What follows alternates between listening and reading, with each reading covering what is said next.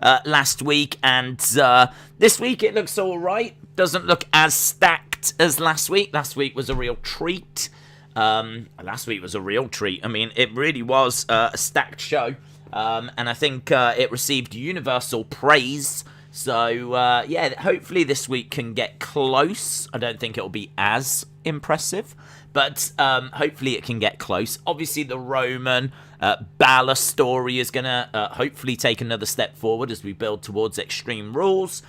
We've got Bianca making a homecoming. She is back home, and that's a big selling point for tonight's show. We've got Roman Reigns and the fallout to him and Balor, the fallout to him and Brock. Obviously, there's a lot going on there. We've got Seth Rollins. Now, Seth Rollins is being quite cryptic. Seth Rollins is saying that he now has had a development in his character. Do you remember last week he put Edge in hospital and he was like, I don't really feel anything. Like, he got asked if how he felt about Edge being taken in hospital, and he said he didn't know. He didn't really feel anything. Well, we're going to get a bit more development on that, and it's going to be quite interesting to see what Seth's got to say. So we could be getting some real development with the Seth Rollins character. So looking forward to that. I don't know that it's going to be a face turn or anything like this. He might double down on being a heel. Or we might go off in like a new direction.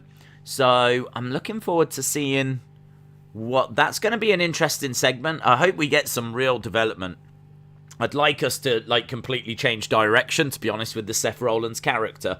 I don't think we'll get that, but hopefully we do get something significant, because that was an interesting segment. And then he's tweeted out this week as well that, tonight's going to be interesting. So, and we've got Rick Boogs taking on Robert Roode. Rick Boogs versus Robert Roode. We've got that as well. The other thing we need to talk about is some news that's doing the rounds on Twitter. A graphic has been shown which shows Roman Reigns versus Drew McIntyre on SmackDown October 1st. This is an official graphic. You can see that it's been taken off of a TV. So it seems like in the Baltimore area, I think it is, which is where SmackDown is, I believe, that it's being shown. And that's obviously a big... I looked at it and I was like, should we do a separate video for this? Because this feels like quite big news. But then I thought, we're pretty close to the watch-along. We're pretty close to doing the stream, so we'll just drop it in there. Hence why we're starting with it. Roman versus Drew for the Universal Championship on SmackDown October 1st. Now, what I need to say about this is there'll be a lot of people saying, oh, that's ruined everything. Potentially, it ruins nothing, right? Potentially, it doesn't ruin anything. So that's why I was all right with mentioning it, because I don't think it actually ruins anything. I think there's a few ways that you can look at this, and there's a few ways to explain this, but it is very interesting at the same time. A lot of people are saying that this is going to be a dark match. So a lot of people are saying this is a match that we won't actually see on SmackDown, but it's the reason it's being advertised right now in Baltimore is to get people to go to the show. So a lot of people are thinking that it's going to be a dark match. I mean, WWE surely know this graphic's going to get out there. So I kind of lean towards it being a dark match as well. I kind of lean towards the fact that it's going to be a dark match. So, I think it could be a dark match. It might not be something we actually see on TV. So, you can kind of not worry about that potentially being like a spoiler or anything. The other thing as well is people were saying, well, that means that he's going to retain against Finn Balor. And my answer to that would be not necessarily, because if he loses the title, then this just won't be a Universal Championship match. Like, how would you explain it otherwise? Like, right now, he is the Universal Champion. And if this is a dark match, it would make sense to make it a Universal Championship match. It's a way of getting people to go to the show. Now, if he loses it between now and then, well, card subject to change. I'm sorry, it's no longer a Universal Championship match. It's just Roman versus Drew, right? It's not the end of the world. That's still a great match to see live, so I don't think people would be too disheartened. But, I mean, right now, it makes sense to advertise it as a Universal Championship match. But it doesn't mean that by the time we get there, it's going to be. Like, it could be that Finn Balor wins and we don't get that as a Universal Championship match. So, could be a dark match. Might not be for the title. And then the other thing people have been saying is that, well, this ruins that Drew is going to SmackDown. And actually, that is the first day of the draft. So it could be that Drew does get... I would say out of all of the things, this is the one that looks the most likely that Drew gets drafted to SmackDown and that he's there on the show, closes out the show, is the big surprise at the end, and then the dark matches once we go, wow, Drew's on SmackDown, TV cuts, they get Roman Reigns versus Drew, and we don't see it. I could definitely see that being the case. So if you want to say that this graphic maybe spoils anything, it could be that Drew is going to go to SmackDown. Again, doesn't have to be, because what they might do is they might have all of the Raw superstars there anyway. Do you know what I mean? Because it is, I think I'm right in saying, the first day of the draft. They might want all the SmackDown, all the Raw superstars there. And so as a result, it might not ruin that either. But of all the things that I think it could ruin, I think the most likely is that Drew goes to SmackDown, which I think is something they should do anyway, to be honest. I think that's definitely a direction that they should go. And for the longest time, we thought we were building towards Roman versus Drew. Because they did the match at Survivor Series, and there was a real buzz around it, if you remember. There was a real buzz. But I think, didn't Roman win by cheating?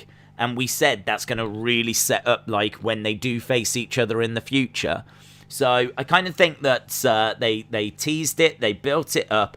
Drew just doesn't feel like as big a deal now that we're like 9-10 months past that. I'd say like 2021 has not been anywhere near as kind to Drew as what 2020 was.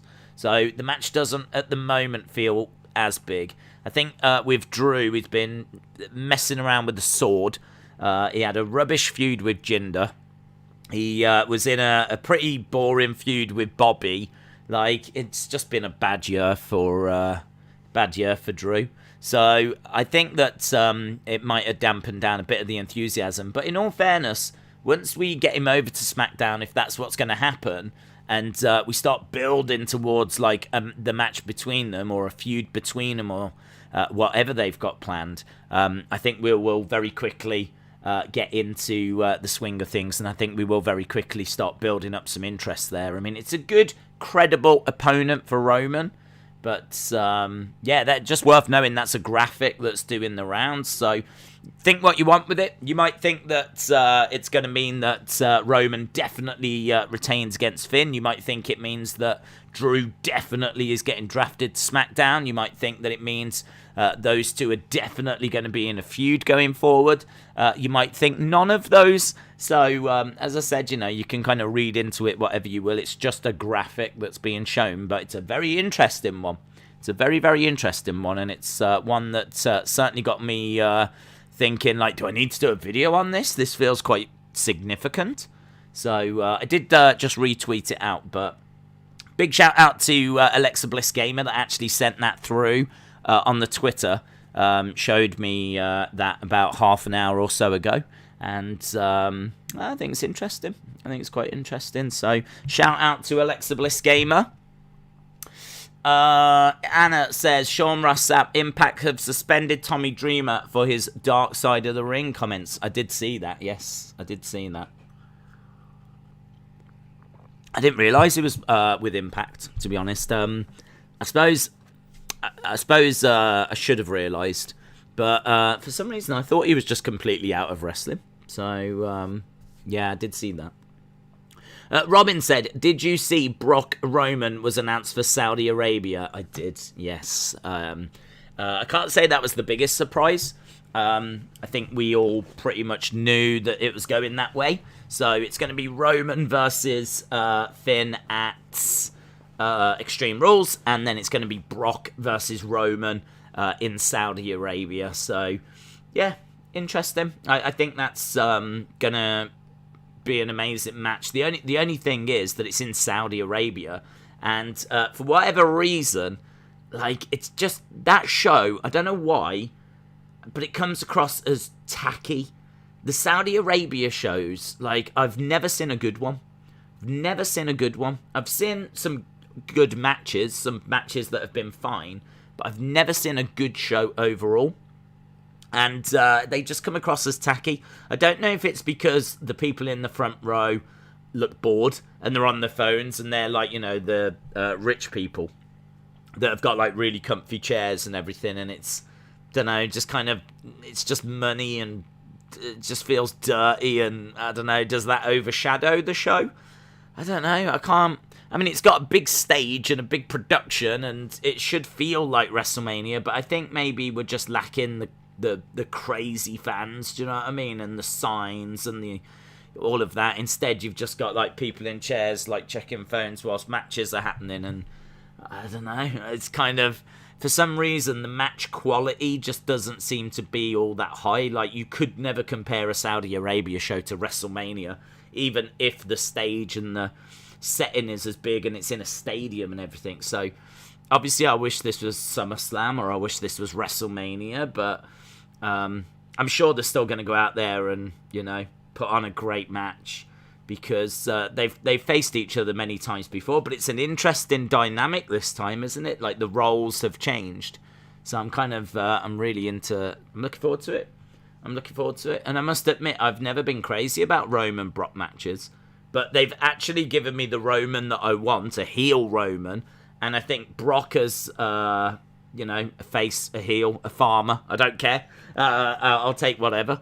Yeah, I'm into it. I'm really intrigued as to how they're gonna play this, because I don't see how Brock loses, to be honest. But equally, is he really gonna be the one to win the title? Is Roman's legendary title reign, like one of the best title reigns of this generation? Like, honestly, I can't think of the last title reign that I enjoyed this much. So I would say this is like up there with CM Punk title reign and, you know, some of the John Cena ones, like, for being iconic. I think this heel Roman title reign is one of the best. Is it really going to end at the hands of Brock Lesnar in Saudi Arabia? I hope not. Who do you think Raw should take? Who do you think Raw should take from SmackDown to balance out star power? Because I can imagine things are a bit one-sided. To be honest, I can see us doing, so not this Sunday. We will do something this Sunday, but, so not this Sunday, but maybe the Sunday after. I could see us doing a video, a stream, where we talk about who's going to go where and what's going to happen with what. I could see us doing like a draft prediction kind of a thing. So without sitting down and looking at the rosters and tearing it all apart, it's hard to say who's going to go where. To be honest, I kind of feel that SmackDown's in a really good spot. I feel that SmackDown's got a good roster. The Raw roster seems to be lacking a bit of star power. But the thing with the Raw roster, as we've said, is that it does have star power. It's just hidden away. Like, you've got AJ Styles, but he's in a tag team. You've got Randy Orton, but he's in a tag team. Like, you do have some star power there. Obviously, they've done a good job with building Bobby. They've got Drew McIntyre there as well. There are stars, but yeah, they're just not being used the way that you would think, really. I mean, I kind of think that AJ with Amos, to try and get Amos over, I understand why they've done it. I understand why they've gone that way. But I think it's handicapped AJ a bit too much. I think it's taken AJ out of the picture a bit too much. And I don't know how much it's elevated Amos. So yeah, it's going to be an interesting one, the draft, and I think Raw is going to definitely hope to get a little bit more than what it's got right now. But in all fairness, I mean, I just don't know who they're going to get that's going to make that big of a difference. I mean, I doubt they're going to move Seth back. If they move Seth back, you've really got to move Becky back as well. If you do that, that would make a difference, but that will leave SmackDown a little bit light. So that means, I don't know, do you swap Drew with Seth? And do you swap Asuka with Becky? I mean, that would be a pretty fair trade. That would be a pretty fair trade. So, I mean, I could vibe with that. But, yeah, to actually sit down and go through the rosters, that's probably a bigger job than to do now. I think we could end up doing that as a separate stream. United We Love said, Days, I'm confused. If they were going to do Brock Roman, why would they make the Demon lose? May as well just have Finn Balor human. We don't know that they're going to have the Demon lose. So the Demon could win, but he could win by disqualification. He could win by countouts. So you could still have the Demon win, but him not win the title. The other thing as well is that in Saudi Arabia, Roman versus Brock is being, I think, advertised for the championship. But they have said that if he loses, then obviously it won't be a title match. So WWE has kind of covered itself by saying this is for the title, but if Finn loses, then obviously it won't be. So you would end up with Roman Brock, which I think is strong enough to stand on its own two legs anyway. And then you would end up with Finn Balor versus whoever for the Universal Championship. So you'd get two matches already done for Saudi. But to be honest, I think it's likely that Roman retains. I think that hopefully the Demon still wins. Looks good. I mean, maybe the Demon goes too far and does lose, but loses because he's too vicious and he just snaps and destroys Roman and doesn't break a count, or, you know, gets a chair and just starts wailing away or something, you know. So it could be that the Demon, like, I would imagine the Demon's going to come out of it looking very good. I will be stunned if the Demon gets pinned or the Demon submits. Like, that would just be the worst booking ever. The absolute worst booking ever. Whatever happens, the Demon has got to look strong. Ideally, the Demon wins.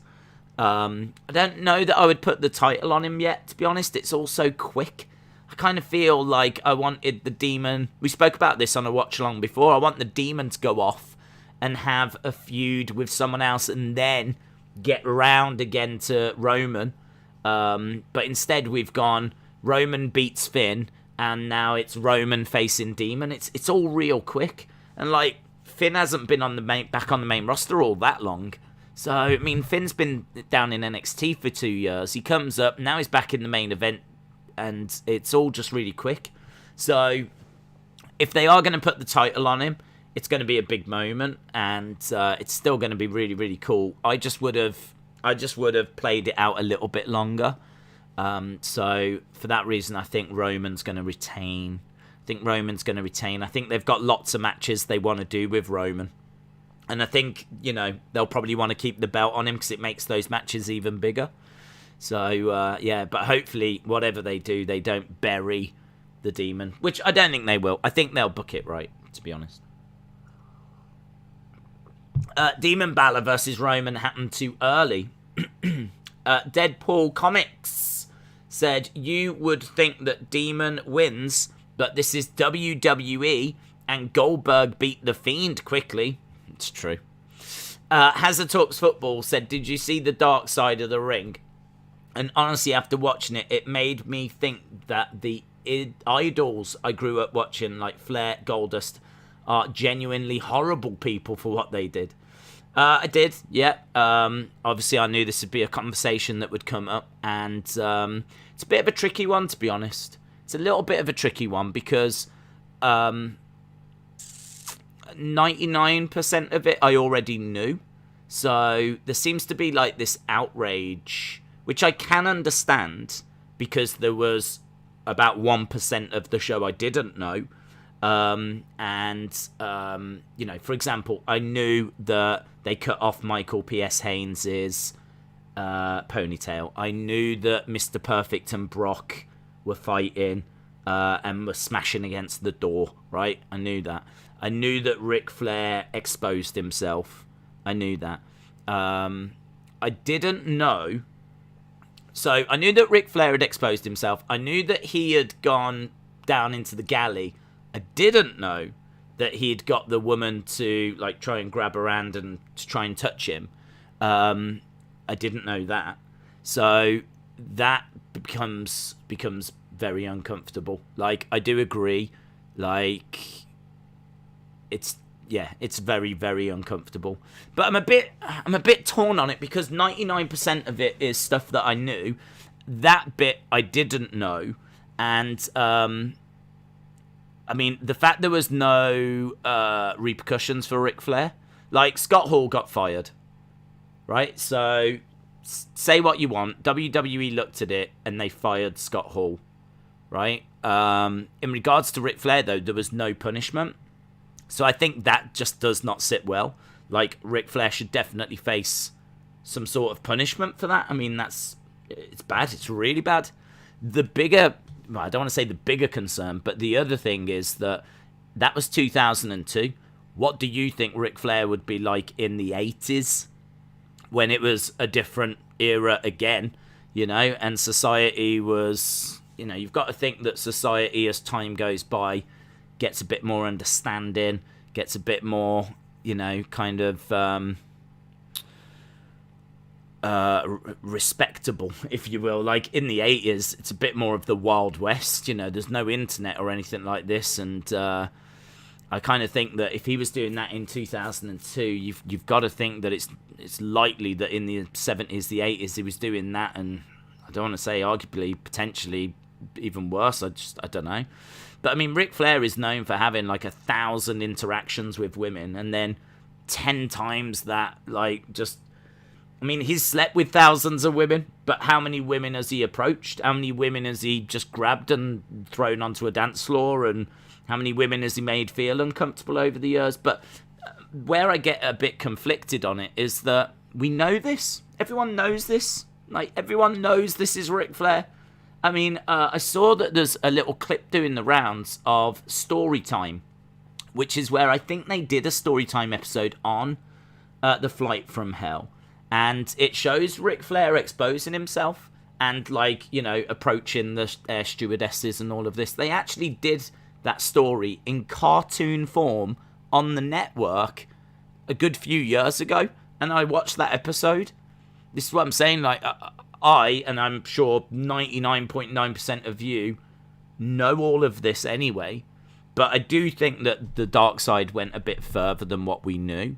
So it's really tricky. It's really tricky. I mean, I don't believe in cancelling Ric Flair for this. I think that it could mean that other people come forward and we could get to a point where Ric Flair is definitely cancelled. But I think that there should have been a punishment on this one. Definitely. You know, you could see how uncomfortable that woman was when she was telling that story, and I definitely felt for her. But I mean, I've got to say as well, how much blame do you put on the airline? I mean, the plane ran out of alcohol. Like, they blew out the cart, and then they ordered another. They're still on the ground, and so they ordered another cart, and they delivered it. And then they blew out of the alcohol on that cart, so they ordered a third cart. I mean, what do people think's going to happen when you've got a plane full of wrestlers, and you're just plying them full of alcohol? Like, you're just like chucking alcohol in. They were stuck on the ground for 7 hours. I'm not saying there's an excuse for what Ric Flair did, but what I am saying is that if it went to court, would that not form part of the defence? That you filled them all full of alcohol, 3 carts full of alcohol. At what point would you... At what point... I mean, there comes a point in a pub where you stop serving people. So at what point would the airline stop serving? I don't know. I just kind of think there's more to this story, and there could be more stories as well. the headline is I feel really bad for that woman, as everyone does. That's the headline. I mean, forget feeling bad for Ric Flair, right? I feel really bad for that woman because she came across like a lovely woman, and you really felt for her, you know. She's just an air stewardess that just when she was telling it, you could see she just felt uncomfortable, and I just felt really bad for her. And with Ric Flair, you know that he has all these interactions with women, but you don't know quite.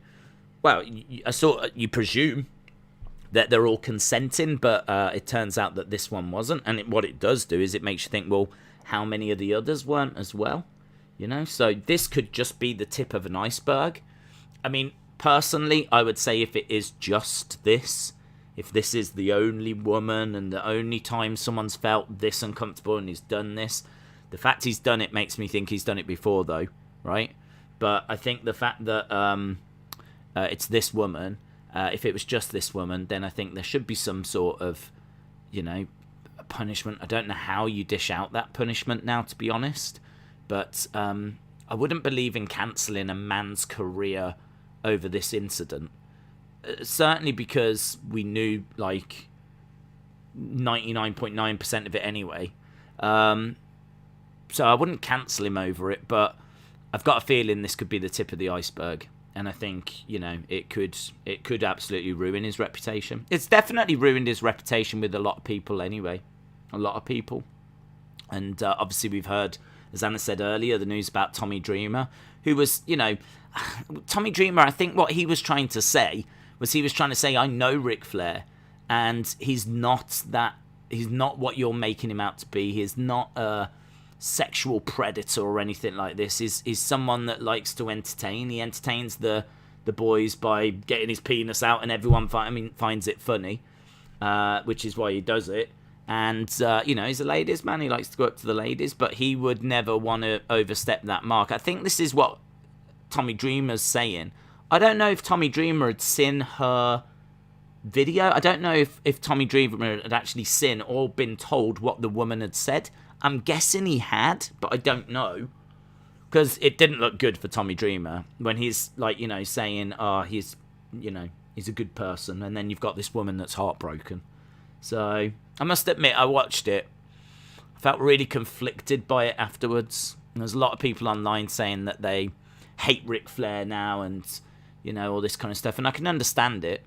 But I think because I already knew the majority of it, it didn't hit me the same way that it seems to have affected other people. Do you know what I mean? Like, we know cancel culture's in full force anyway. But, and there's people that just love getting offended on Twitter. Like, honestly, just anything could have happened in that episode and they were going to write something. So, I think there are people that just love taking things too far, blowing things out of proportion. I'm not saying that's what's happened here. But I am saying that, I was really conflicted by it. My overwhelming feeling was I felt bad for that woman. But like with Ric Flair, I suppose where I am is the jury is out. Let's put it that way. The jury is out on Ric Flair with me. I think I am someone that is concerned about what I heard, but also concerned because I think there could be more. I really do. I think there could be more, and I don't know where that's going to leave Ric Flair. There's others that didn't come out of it very well. Tommy Dreamer didn't come out of it very well for sticking up for Ric Flair when that woman was saying, you know, the stuff she was saying. But again, I don't know if he saw what she said. I don't know if he... Because they could have sat him down and asked him, like, do you think Ric Flair's, sexually assaulted anyone? Like, and in the cold light of day, like, Tommy Dreamer, you know, good friends with Flair, would probably turn around and go, well, no, I've never witnessed that. I mean, okay, he gets his, you know, penis out or whatever and, like, to entertain the boys, but no, he knows his limits. So they could have said that. Tommy Dreamer could have responded that way, splicey, cutting it together, and your end result is it looks awful for Tommy Dreamer. So, don't know. I think the jury's out. The jury is definitely out, isn't it? Let's see what people are saying. What do people think? Let's go down. Matt Davis, shout out to you. Vape Ross Vape said, I'm doing a helicopter. Eric said, it's the nature dong. It was dealt with. Grow up, people. Yeah, but the problem was, it wasn't dealt with, was it? I think that's the bit that has upset people, is it wasn't dealt with in regards to Ric Flair. So during the show, they said, what happened to Ric Flair? And JR was like, yeah, nothing. And they're like, do you think that's all right? And JR's like, well, it's Ric Flair. He gets a pass. Because of who he is, he gets a pass. So I do agree that, there should have been repercussions for Ric Flair. I mean, Scott Hall did something and got fired. Now, you can argue that's not a strong enough punishment, but there was a punishment. He lost his job. With Ric Flair, there was nothing. Just carried on. Carried on about his day. Probably woke up. The woman said probably woke up the next day with a hangover. And that was it. And maybe didn't even remember what happened. I mean, don't forget, these people are probably off their face as well. Like, this isn't a stone cold sober Ric Flair. As we said, how much responsibility did the airline take for plying them all full of alcohol? So, yeah. I must admit, I'm not a big fan of these kinds of conversations, because there's no fun here, is there? There's no fun here. It's all just doom and gloom and... But as I've always said, we'll never shy away from a conversation if it's wrestling related. Ain't got no problems talking about it. I knew it would come up, so I actually went out my way earlier to watch the episode. And as I said, 99% of it, that was... I mean, if you know the plane ride from hell, you knew most of this. But I just think that in the show, it just went that little further than what we had heard before. For me... Ric Flair, flash him. I've heard a million stories about that. Him going, apparently he went back to get a Coke or something in the galley. Not surprised by that in the slightest. So the air stewardess seeing him naked, him kind of flashing her, if you will. Not surprised by that in the slightest. It's the bit where he's got her cornered and he gets her to touch him. That's where I've got a problem. And I get why people have got a problem with that bit as well. So, Moldy Spoon said, "Am I the only one that doesn't give a bleep what wrestlers do outside of wrestling? As long as they entertain me on the wrestling show, I don't care what they do. I'm a fan of the wrestler." I don't know. I mean, that's breaking the law, isn't it? I mean, that's sexual assault. So I think that's pretty serious. So, yeah, I don't know. I mean, it's pretty bad. It's pretty bad. The fact that wheeled what they thought a dead Scott Hall through security and Ric Flair doing that to the attendant, I don't know. There was some shocking things. Yeah, I agree. I mean, don't forget that Scott Hall, they thought he was dead because he had such a bad drug addiction and he was in a really bad place. We are not talking about stable people here. And we are not talking about stable people. But then if you've heard the stories about the wrestlers from that time, you know that a lot of them are on drugs and are completely messed up. The road ruins you, and you go to different places, different time zones. You need pills to sleep. You need pills to wake up. You need. I mean, look at. Just name a name. They're all messed up. All the wrestlers from that kind of era is messed up. They were all doing drugs and alcohol abuse and everything. So, yeah, it's not an excuse, but it does come back to what I keep saying, and that is that I knew these stories. There was nothing other than Ric Flair getting her to touch him, and the Scott Hall thing, where he said he wanted to do something to a woman, and then the air stewardess, and then tried to do it, but wasn't able to. Apart from those two things, I knew everything else. So those were the two things that kind of... But then Scott Hall got fired, so he lost his job. And again, wherever you stand on that, you stand on that. If you think that's acceptable or you think that's not acceptable, it should have been the police should have been involved or whatever. But yeah, no repercussions for Ric Flair is bad. It's bad.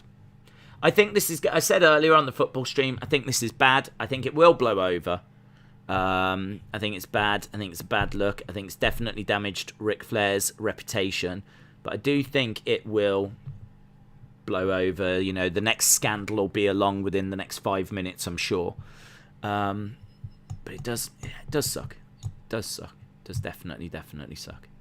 And I keep going back to, does this now open the door for other people to come forward that were victims of Ric Flair and whatever? So, you know, I do think about like Jimmy Savile, right? Because I don't want to compare Ric Flair to Jimmy Savile, but Jimmy Savile was a famous presenter in England. He was on a big music show called Top of the Pops. And it was like, you know, big music show. Everyone watched Top of the Pops. If you wanted to know what was in the charts and the latest songs, you watched Top of the Pops on a Thursday or a Friday, right? It was on BBC One, half an hour. They had all the big bands on there, and he used to present that. He also did a show called Jim'll Fix It, where he had kids write in, and they'd say their dreams, and he would make them come true. So, you know, my dream is to play for Man United, so he'd send the kid off to go and train with Man United and film it, and that was part of the show, right? And he did loads for charity as well. He was making millions and millions and millions, maybe even hundreds of millions in his life he made for charity.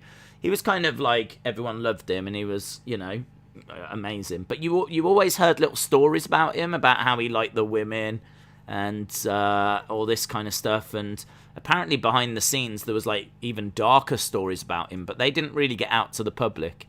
But I think people knew that he had an eye for the women and all this kind of stuff. And it's a bit like Ric Flair in a way.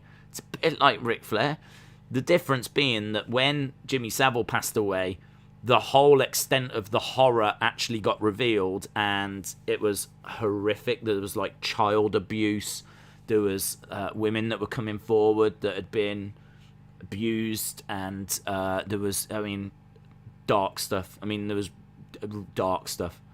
And, you know, they're saying the cases against him go into the hundreds and hundreds and hundreds. Now, I'm not saying that this is going to be the same with Ric Flair, right? I'm not saying that. But what I'm saying is there are similarities in that, oh, it's Ric Flair. We all know he's a ladies' man. You know, the hip-hop community love him because he's a ladies' man, and he's all about, you know, limousine riding, jet flying, all this. But what happens if, like, turns out that he went further than what we thought? Because I've heard the stories about Plane Ride from Hell. I didn't know it went that far. And that was 2002. So what about the 90s? What about the 80s? What about the 70s? You're going to tell me, I mean, you think of all the thousands and thousands of women that he slept with. Was every single one of them consenting and stone cold sober and knew what they were doing and 100% on board? And how many times, if he's quite happy to do that, go up to a woman, grab her, like, you know, try and get her to touch him, how many times has he done that before as well? Because are we honestly thinking that's the one and only time? So it's bad luck, man. It's bad luck, and makes you think. So yeah, it's the big talking point today, isn't it? Ric Flair, Tommy Dreamer, all of that kind of stuff. Everyone's going to fall on the scale somewhere, like, let them be. Doesn't matter, it's in the past. I've seen people saying that. There's people that want him arrested. I've seen people saying that. The vast majority that I've seen are just saying, you know, F Ric Flair, F Tommy Dreamer, F Brock Lesnar. Brock Lesnar, you know, did something as well in the show. So, yeah, I mean, what I would say is watch it and make your own mind up. See what you think. Watch the show and then see what you think at the end. And, yeah, but it's pretty dark, isn't it? Daniel... Anna says 3 drinks trolleys before they even took off, and with all the other stuff they did, there's no way any of the wrestlers would have any vivid memories of it. They should have been monitored. That's true. That's true. I mean, during the show, you find out that they're in the back causing havoc. There's no one around. They have to go and get JR to come out and try and settle things down. I mean, the wrestlers are watching as, like, Brock and Mr. Perfect wrestling and breaking things on the plane. It's only when they start slamming into the side of the emergency exit when they're at 30,000 feet that wrestlers actually get up and do something. Do you know what I mean? Otherwise, they were just quite happy to let it play out. I mean, it does sound horrific. I mean, the woman was saying there's no way you can open the door because of the pressure. You can't do it. Even they couldn't do it. You can't open that door. When it's sealed and it's locked, it's not that the lock is like the greatest lock in the world. It's the difference in air pressure. Like, you could not open that door. But what you could do is you could certainly damage the inside of the plane to the point where the cabin depressures. And the point she made was that if you damage the plane and you break the fuselage and the cabin depressures, we have to do an emergency landing. Where do you do that when you're over the sea? So just because they couldn't pop the door doesn't mean that it wasn't a massive problem. So, I mean, yeah, you're absolutely right. Three drinks carts were used, and for whatever reason, the wrestlers were just left to it. They lost their minds. They just absolutely lost their minds. I think it's one of those, though, you know, when someone plays up, say, so they've just finished the European tour, someone plays up, loads of drinks have been had, you're with your friends, you're on your way back home, you've had a successful tour, someone plays a prank. I would say it's probably human nature that, you know, someone else is like, okay, well, they've done that, what am I going to do? And, you know, they'll want to one-up it, if you will. And I think, you know, things just get out of control, and it just spirals from there. I mean, the fact they were all off their heads as well, I mean, it's very interesting. I mean, what I would say is it was a great, it was really well done. I mean, for them to actually get the flight attendant and to interview, I mean, very insightful. I mean, Darkside always do a great job. Always do a great job. And, yeah, as I said, you know, I know quite a bit about it. I mean, JR said if I never have to talk about the plane ride from hell again, it, you know, won't come too soon. He's tired of talking about it. And it is so infamous, it's so famous that you do hear, it's like the Montreal Screwjob. You hear every angle, every story. So for them to do it, I must admit, this wasn't an episode that I was really that excited for. Because, okay, yeah, well, we know it. It's good for people that don't know it, but it's been done. It's like doing one on the Montreal Screwjob. If they did one on the Montreal Screwjob now, I think they've already done it. But if they was to do one now, you'd be like, yeah, okay, brilliant. We know it. So for them to do it and to provide information that we didn't know was very interesting. Very interesting, very insightful. Febin said, Ric Flair said in a podcast with Renee Young prior to this episode, he has a bad feeling about it, and he told Renee if he gets heat for it, he knows who did what and will say all. Okay. Yeah, I mean, he's backs up against the wall on this one, definitely. His back's up against the wall. But it's I do think that people should be allowed to have their say. So if people think that Ric Flair should just be given a bit of a pass on this one because he was drunk, he was off his face, didn't know what he was doing, he was being encouraged by the boys, the airline has got responsibility for providing so much alcohol. You know, WWE has got responsibility, like Anna said, for not monitoring what was happening back there. Like, if you think there's enough mitigating circumstances whereby, you know, all right, shouldn't have done it, but let's not make a mountain out of a molehill kind of a thing. Like, I think people should be free to express that opinion. I would not shoot that opinion down. Because, to be perfectly honest, I don't quite know where I am on it. Because it's really bad. I mean, if someone was to do that in a place of work, they would face sexual assault charges.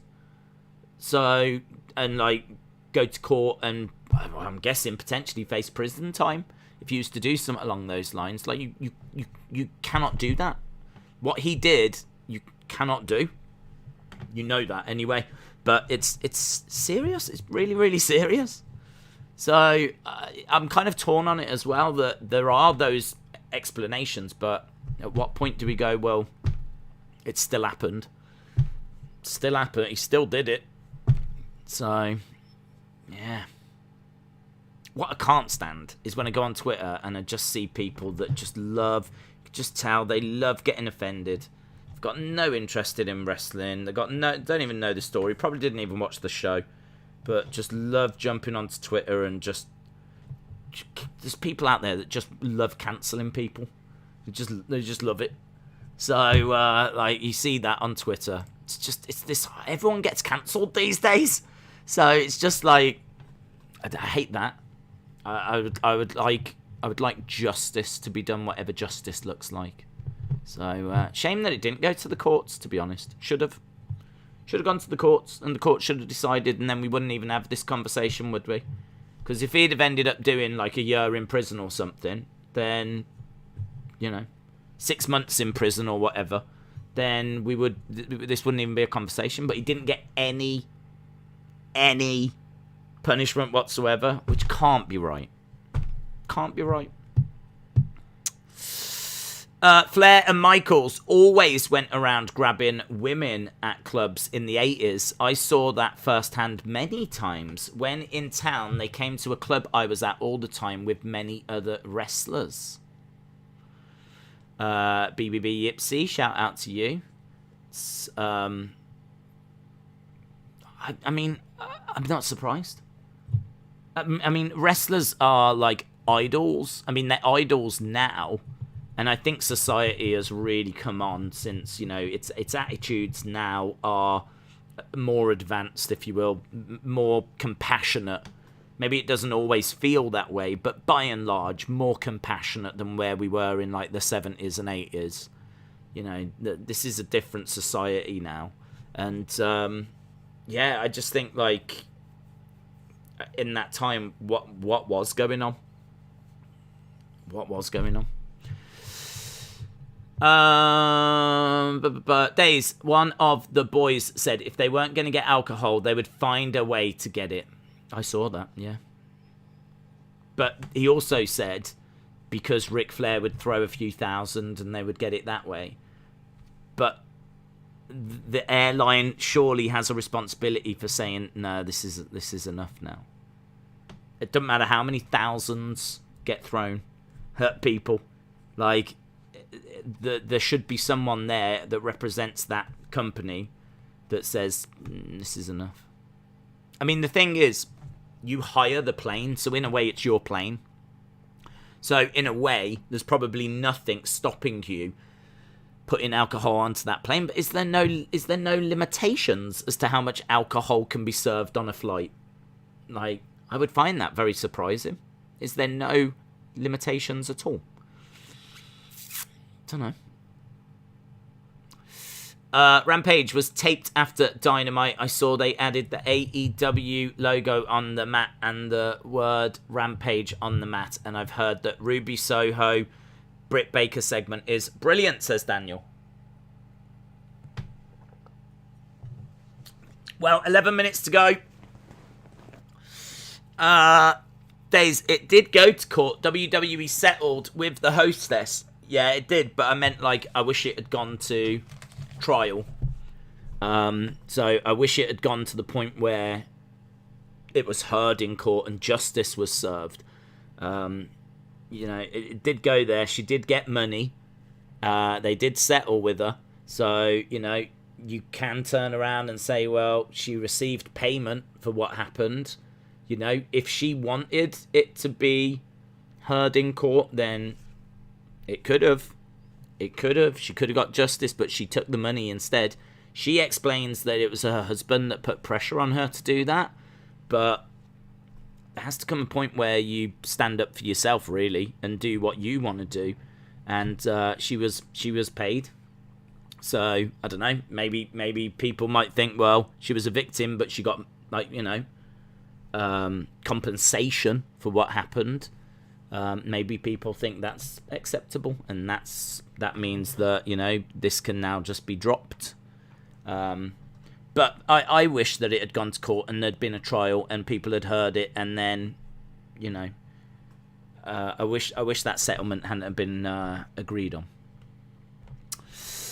How soon will Ruby Soho get a belt? Well, there's only one belt for her to get, and I don't think she should get it soon because Britt Baker is the champion, and she's not been champ all that long, all things considered.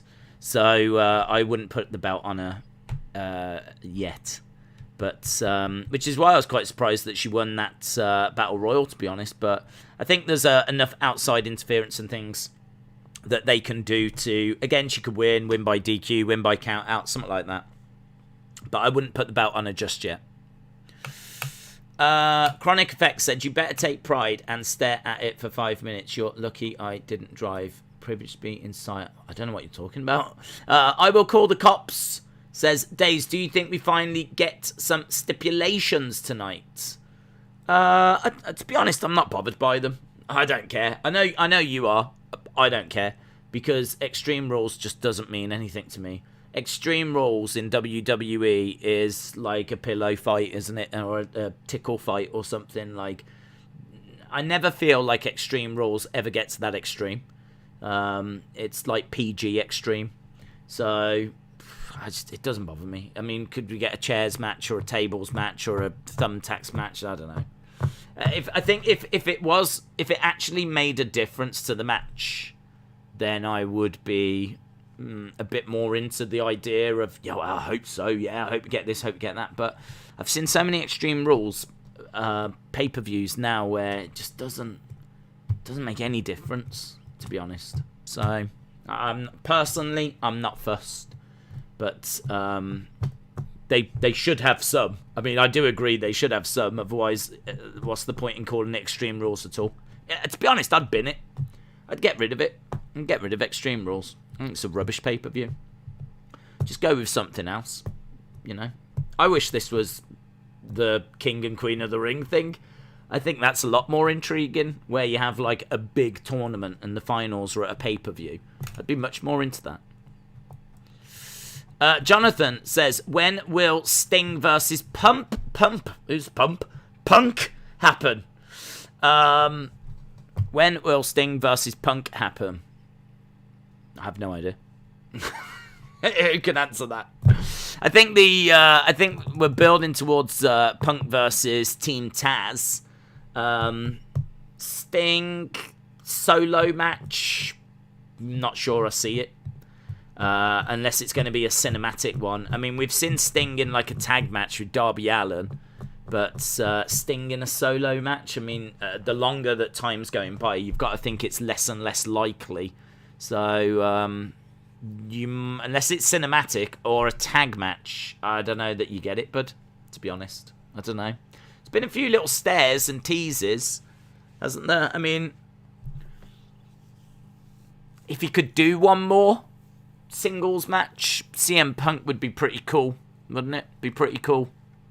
That would be a classic, but I don't know if he can do it. I don't know medically where he is. They cleared him for the tag match and they cleared him for the cinematic, but I don't know about singles. WWE Entertainment says, do you think this hinders Ric Flair's chance of going to AEW? Yes. I could imagine that Tony Khan was prepared for him to manage Andrade. It definitely does. Definitely does. There's no way they can bring him in now. No way. There's no way AEW, that's got such great momentum, is going to want to be associated with this. So, yeah, it definitely does. I think this blows over. I think this is something that is the topic of conversation right now. But as I said, the next controversy will be along in 5 minutes. So I think this will pass. I don't know, though, if there won't be other women that come forward and this could snowball. This could pass, or it could really snowball if other women think this is the opportunity, or take this as an opportunity now to speak out because they've been meaning to. Because, I mean, think about the whole Me Too thing, where, you know, it only took one person to speak out and then it's, you know, it gave others the confidence. So, I don't know, we could honestly just be at the start of something with all of this.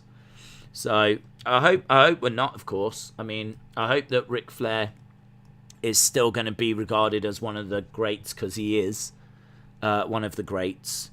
Maybe the greatest. He might be the greatest wrestler of all time. So I hope this is just an isolated incident. I don't know how he responds to it. I mean, if I was Ric Flair, I think going to see a lawyer would probably be a good idea. And I don't know how he responds to it. I don't know if he lays low. I don't know if he puts a statement out. I don't know if he apologizes for it. I don't know how he responds. I don't know what the right thing for him to do would be. So it's very difficult, but yeah, definitely impacts him going to AEW. Sulfur said, what's the thoughts on Balor wanting to face Cena? Yeah, I'm down for that. I think that'd be a really great match. So, definitely sign me up. I think that'd be brilliant. I think Cena fans would love that. Balor fans would love that. Wrestling fans would love that. I do think Balor would have to win, to be honest. I think Cena's at the point where he's got to give back and put others over. But he's been doing that, in all fairness. Whatever he did with Bray at WrestleMania 36, which obviously now will have no follow-up, whatever that was. I think he put Bray over. He certainly put Roman over.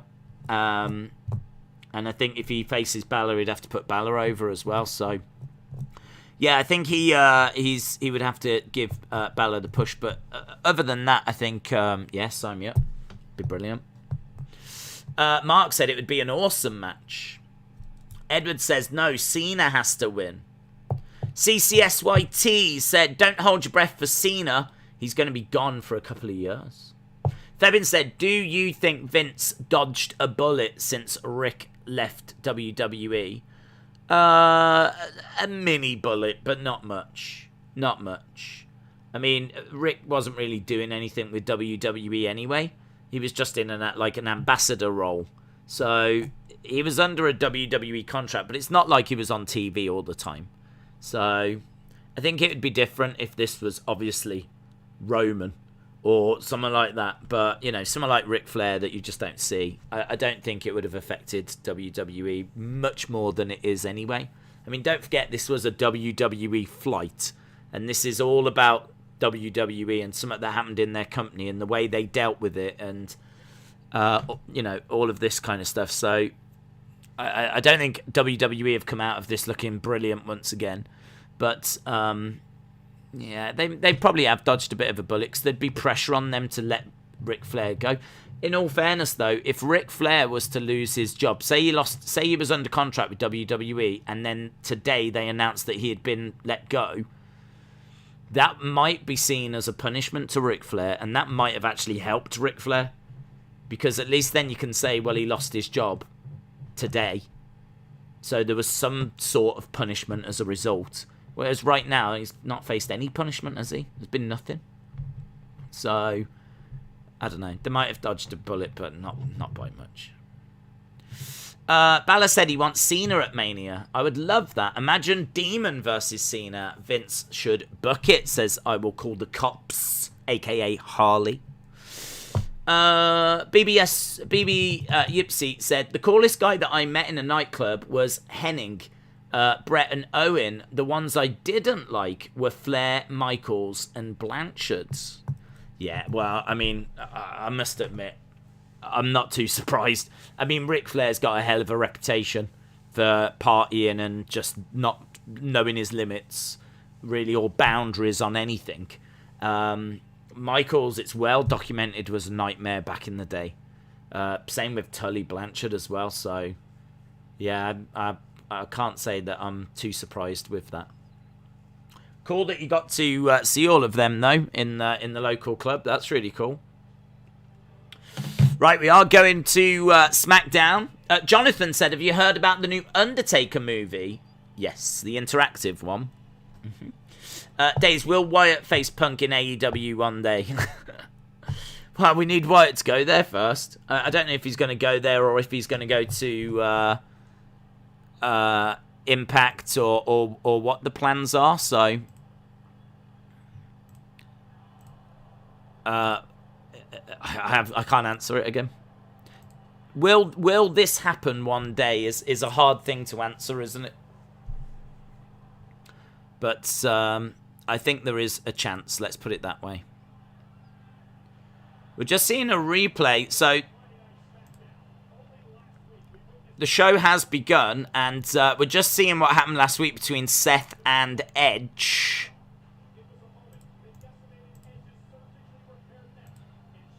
It was a moment that decimated the surgically repaired neck of Edge. And apparently he's going to be out for a little while. Right, here's SmackDown. What new star in 2.0 impressed you? I really like the look of Ivy Nile. I thought Braun looked pretty good, but we didn't see that much. His match was short. And I'd much prefer it if he was called, like, Steiner.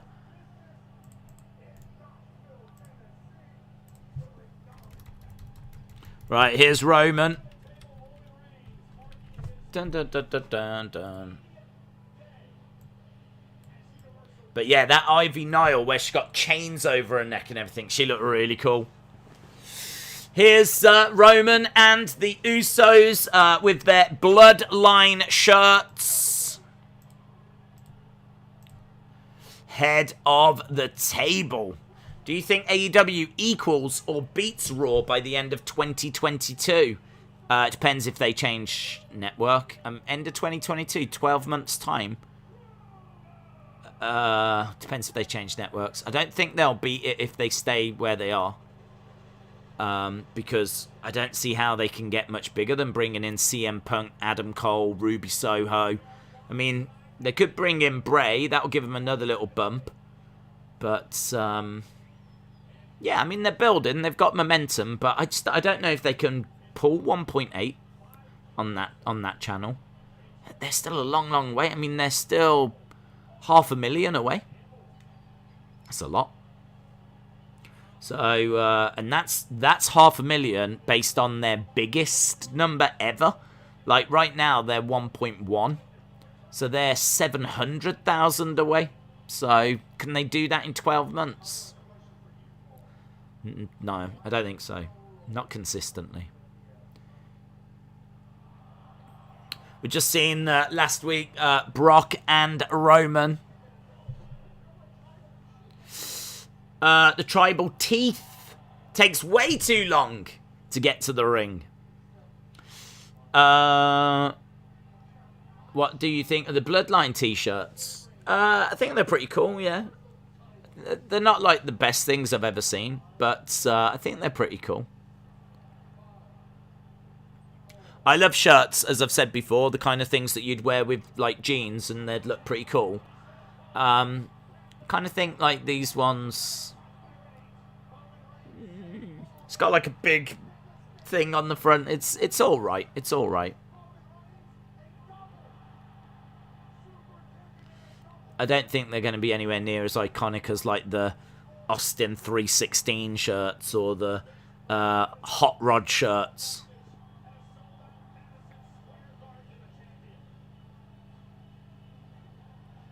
There's a guy behind that's got a head of the table shirt. Heyman holding that Universal Championship. Roman takes a look. He's still waiting to get into the ring. We got another video package. God, there's no point watching the shows, is there? Might as well just miss a week. Just watch every fortnight. Because then every time you tune in, they'll tell you what happened the week before anyway. AEW Dynamite and Rampage have announced a move to TBS in January, and that's official. Is that a bigger network? I don't know. I don't know how that is compared to, like, USA and Fox. So I don't know. Is that a game changer? It could be. I don't know. Phoenix said, what do you think of Roman Brock happening at Crown Jewel? Makes sense. Yeah, pretty much thought we were heading that way. So, yeah, makes sense. It's going to be good. Excited for it. I don't know. The only thing I would say is that I don't think it's going to be a show that's going to be, or a match that's going to be like a 5-star classic. I'm not expecting that. But it's a good announcement. It's what we were expecting. Scout81 SD said, I'll take 2 Austin 316 t-shirts. The Tribal Teeth. Yeah, he's here. I see Seth Rollins will be on Broken Skull. Yeah. It's not a bigger network. It's actually a bit of a step backwards, says Mark. Oh. TNT owns TBS. It's not a bigger channel. Okay. That's not the step forward that AEW fans were hoping for them. I've answered that, Febin. Vape Ross Vape said, Car Shield pauses Ric Flair ad campaign. Oh, makes sense. Makes sense. Right, here we go. Usos, Roman.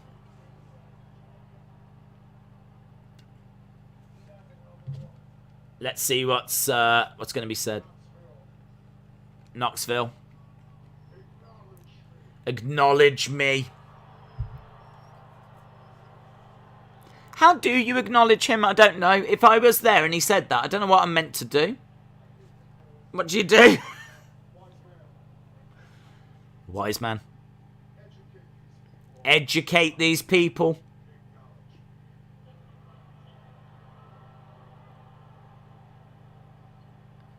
Heyman.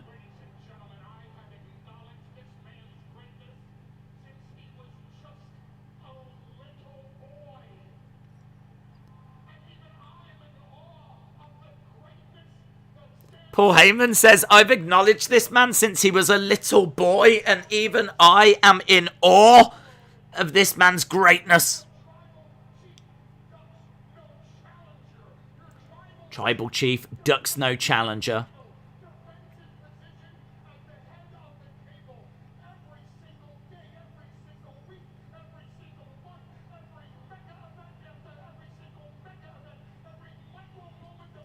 They look really cool, don't they? Roman looks so cool.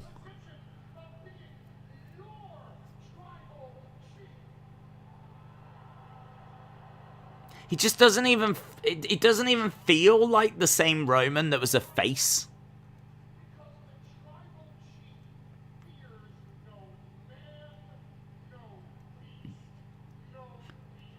The Tribal Chief fears no man, no beast, no demon.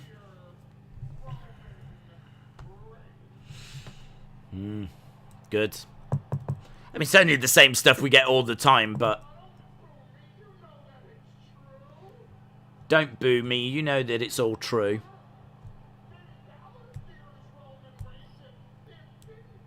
Finn Balor fears Roman.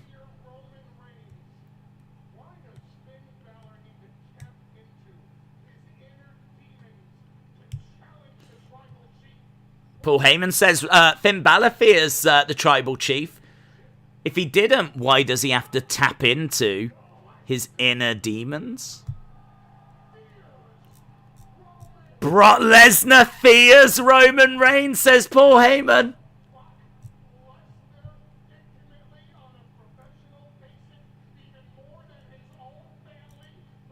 Wow. I have never seen fear in the eyes of Brock Lesnar.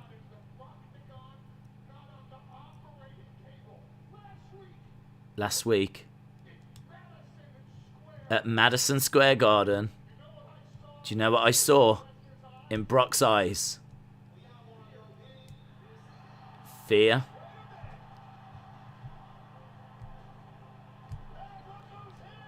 WWE Champion in the house. Big E is making his way out. Roman has a look at Paul Heyman. Wow, okay, wasn't expecting this. Big E making his way down. Scout, how are you going? I'm doing alright, man. Yeah, doing alright. Looking forward to tonight's Smackdown. Big E is here. He's jumping onto the announce table, showing the crowd the WWE Championship.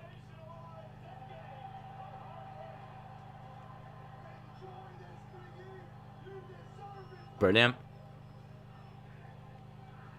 I did it! I did it!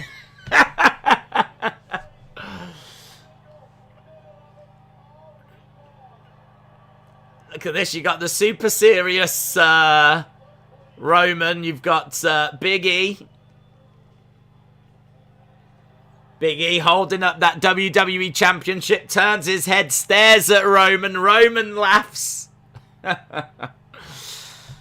Let's see what Roman's got to say. Roman's got the Universal Championship in his hands. You deserve it, Chan. You deserve it.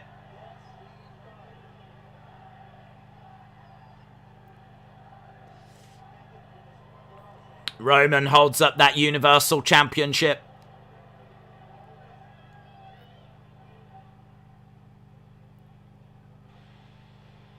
Finn Balor making his way down now. Tell you what, they're giving us a bit here, aren't they? Balor coming out as, obviously not Demon.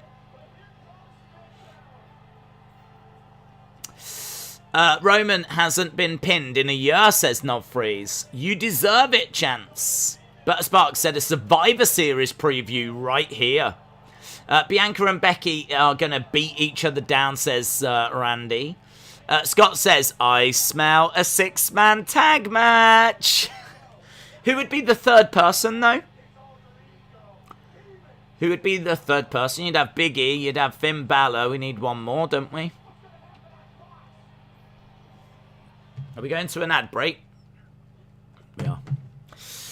Maybe a tag match? The Usos versus Big E and Balor, maybe? I definitely agree. It feels like there's some sort of tag match coming. Big E versus Finn Balor, says Alex. 4-man contest, but who's number 4? Why is Big E here? I think Big E is a SmackDown superstar. He's obviously going to, well, I would imagine he will go to Raw permanently. But he is a SmackDown superstar, so yeah, he's on SmackDown. Obviously, WWE just trying to capitalize on the positive press. If there's been some positive press, let's jump on it, shall we? Because there's plenty of negative out there. So lots of positive press for Big E becoming WWE champion. So yeah, I hadn't really thought about him being on this show. I just kind of presumed that was it. He was on Raw now, but I suppose technically he is still a superstar, SmackDown superstar. Tag match senses are tingling, says Darth. Definitely. Oh, I'm tingling all over, let me tell you. So I'm thinking Usos versus Big E and Finn. I think that's a fair shout. But yeah, there could be a third person that comes out and then we get a 6-man. Please put Brock in the mix, says Anna. Brock is sexy. Days, how do you feel about Crown Jewel being on a Thursday? Works great for me. I can easily move a wrestling escape pod. That's not a problem. And we don't have anything else on a Thursday, so I'm totally down for it. I don't know how other people feel because, you know, people are... I don't know what time it is, actually. Is it like middle of the day on a Thursday? Because that might mean people are at work, people are at school. Like, it might suck for others. But for me, it's a treat. It's quite a treat. Big E was probably there to challenge Roman for a title unification. Finn being out means it'll be a 3-way for both titles because WWE likes the number 3, says John. Do you really think they're going to unify the belts? I mean, I don't see that. I don't think they'll go that way. Just because they've got 2 shows, and I should imagine USA Network are going to want a belt, and Fox are going to want a belt. So I think whilst we've got this brand split and we're on 2 separate networks, I don't know, that they'll have one champion. That champ would have to go to both shows. Because the networks would want the world champion to be on their show, I think. So, I don't know, we'll see. Let's have a look. Unification would be awesome. Rather than 2 champs, we just have the one and then that one feels even bigger.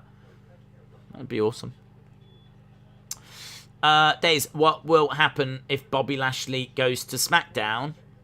If he goes to SmackDown, then he would be the number 2 heel, unless he turns face.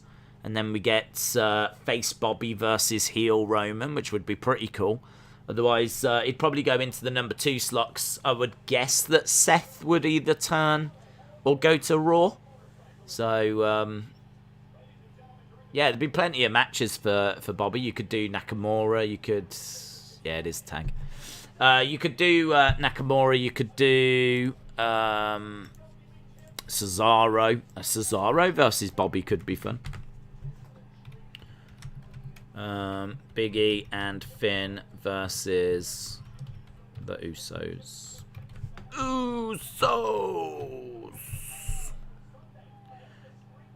Down since day one-ish.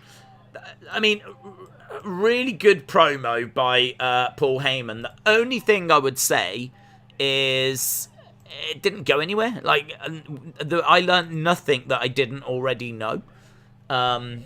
So I kind of think like it felt a little bit like filler. There isn't anything there that we didn't know before. It was a skippable segment, but it was still well done. But it's acknowledge me, reasons why we should acknowledge him. Big E comes out, Finn comes out, Big E and Finn versus the Usos. And that's taken 17 minutes of the show to get to this point. So, heel versus face reported when Sasha returns. Becky will become a face again. Okay.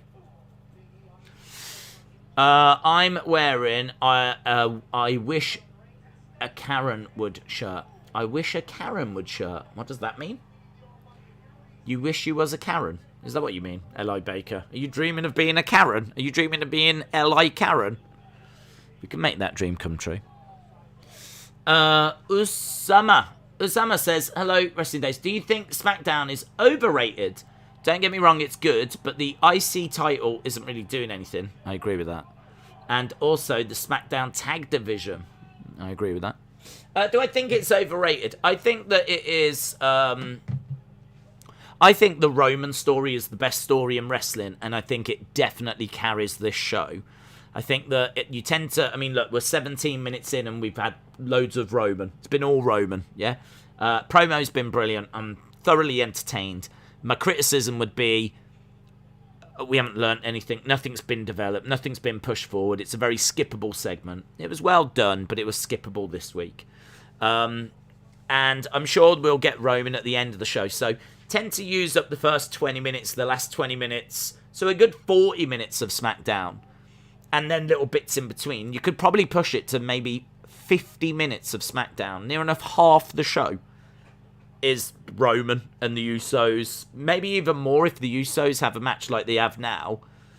You could say an hour of the show. Half the show is Usos and Roman, which is the best story in wrestling for me. I absolutely love it. So half the show is that. The problem is, and you are absolutely right, the other hour, what do you get? Because I agree, Nakamura as Intercontinental Champion has been rubbish. The tag division, you're talking Usos and Street Profits, really. The Mysterios, not really bothered. Yeah, it's a bit flat. I think the women's stuff's good, though. That uses up a good chunk of that hour. You know, Becky being back, Bianca, you know, Sasha, Bayley. Like, we've had a bit happening around the women's division. So, say that uses up, say, 20-odd minutes. So, I reckon you can say that with SmackDown, you get a good hour and 20. But there is, as I've said before, there tends to be a lull. There tends to be a dip. And I think you're right. I think that dip comes around the Intercontinental Championship because I think Nakamura, they haven't done anything with him. I think before that Apollo, it did not work. I do agree that the tag division needs a bit of work as well. So, yeah, I don't disagree. I do like things like Otis, though. I think Otis is someone that I enjoy. There's people that like Rick Boogs. I'm not feeling it, to be honest. I think he can be fun, but it's just the same thing every week. He plays the guitar and all this kind of stuff, and then, they've started to use him as a bit more of a wrestler. Do I think it's overrated? I don't know. I don't know if it's overrated. I think it heavily relies on Roman. But yeah, it's not a perfect show. I mean, if people are saying this is like 10 out of 10 or anything, I wouldn't agree with that. I mean, we're normally around the 7s. So, like, with Raw, we're normally around 5 something. And for SmackDown, we're normally around the 7s. It normally scores around the same as, like, AEW and NXT. So you can debate every week which is the best show out of those 3. Sometimes it is SmackDown. Sometimes it's AEW. Sometimes it's NXT. So I think those 3 rotate. It's never Raw. Let's put it that way. It's never Raw that tends to be the best show of the week. It's always either an NXT, an AEW, or a SmackDown. But I think if the Roman story is really strong, then SmackDown can tend to edge it for me. I think last week, you look at what we had at Madison Square Garden with like the arrival of the Demon and the Brock segment at the start with Roman. Roman was all over the show. The contract signing with Becky, Seth versus Edge as well. Like, there was just a lot on that show. That show didn't tend to dip so much. It was a really good show. Really, really good show. I said I didn't expect this week to get to that level. I still don't. But I still think this can be pretty solid. I mean, it ain't bad so far, is it? With 20-odd minutes in. But it is all Roman and Bloodline that's carrying it. So, WWE are playing out a 2-year story with Roman. Do you think there's a chance he doesn't lose for 2 years? It appears we're heading towards Brock at 38 and Rock at 39 as the final boss. Well, yeah, I mean, he might not. He might not. It's hard to see him not losing for 2 years, but if there's anyone that could not lose for 2 years, it would be Roman, I think. I think they have shown that they will do long title reigns. They haven't got a problem doing it. I mean, we saw Adam Cole have a long title reign in NXT. Obviously, we've seen Volta have a long title reign. We've seen Bayley be SmackDown Women's Champion for over a year. So, Roman over a year now. So, yeah, they haven't got a problem doing long title reigns. Could he do another year and a bit? I mean, that would be exceptionally long. That would be exceptionally long. But I think it's working. I think the Roman story is amazing. It's not lost its momentum. I don't like tune in and go, oh, this has gone stale now. I mean, all right, this week's promo was a bit flat, but... well, not flat, but it just didn't say anything that we didn't already know. But I think you look at, like, a feud with Finn. You look at a feud with Brock. You look at a potential, a draft that's coming up as well. Rock on the horizon and everything, a feud with Drew potentially, and you go, yeah, you could keep this going. You could definitely keep this going. Will they do that though? I don't know, because I don't think that Roman Rock needs to be for the title, because I think that's more about family pride and about the family. So I don't think you need the title for that, but they could do. Paul Roman says, greetings, shout out to you from fans in the state. Paul Roman, shout out to you, buddy. Shout out to the USA. I hope you're all well. Hope there's a party in the USA today. I don't know why there would be, but then I don't know why there wouldn't be either. So shout out to everyone in the US, and shout out to everyone around the world, wherever you're from. Shout out to you. We are back on SmackDown. Just before the break, we saw a suicide dive by the Usos. Finn was taken down. Usos are in control. This, to me, is... these matches are just a way of getting people onto the show, to be honest. This doesn't really do a great deal. So, if Big E and Finn win, then brilliant. If the Usos win, then brilliant. Pele kick by Finn. Days, for us in the UK, normally the Saudi shows start about 5 p.m. Could be. Yeah, could be. You could be right. I'm sure they are more in the daytime. They're certainly not at night time. Belly to belly by Big E. Big E is tagged in. A second belly to belly. Big E, duck underneath. Looking for a third. Dave's thoughts on Bray bringing the Funhouse to AEW with a different name and characters, but with a view to implement the exact vision he had for it without any more creative interference. I think he needs to change it. I think he needs to change it because I don't think he'll be able to use the Funhouse name. He won't be able to use the name for the puppets. He won't be able to use the Fiend. So it's going to be Wyndham's Playhouse. And it's all going to be compared to what we've seen. I think, like, you could read into stuff and believe stuff, and it all tied back. Do you know what I mean? Like, Sister Abigail goes all the way back to when he was cult leader. And, like, the Fiend was described in that Man in the Woods video. So you you felt like this was the story he wanted to tell. So to do a rip-off of it would feel cheap. So I don't think it's the way forward. I think he needs to rip that up and come up with something new. And I think he can. He's very creative. So I think he can. I think he can come up with something just as interesting. But give us something different.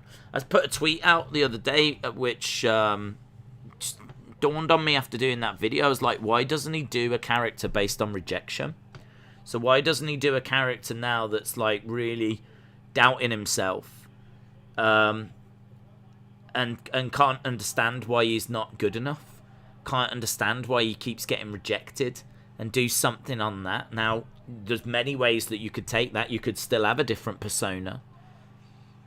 You know, rather than a persona that has a lack of Big E with the pin. Big E gets the pin, so Balor and Big E win. So yeah, rather than one character being like a kids presenter, you could have that character be really like down, depressed, rejected, broken, but then the persona is a complete other side. It's super confident, super aggressive, super believes in himself. Like, you just go to the complete opposite. So it's still sort of like The Fiend, but it's not that same story. I think that would be interesting because that's based in reality, isn't it? He's just been rejected by WWE. So you could bring that into the story. Right, we're backstage. We've got Roman. We've got Paul Heyman.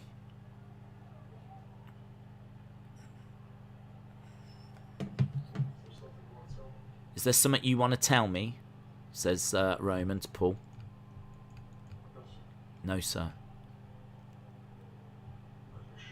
Are you sure? Are you sure there's nothing that I need to know? No, my tribal chief.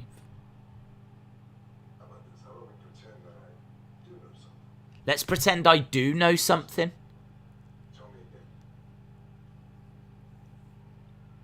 Let's pretend I do know something.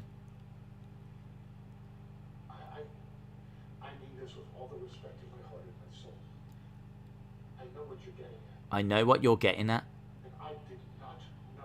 I didn't know that Brock Lesnar was going to be at SummerSlam.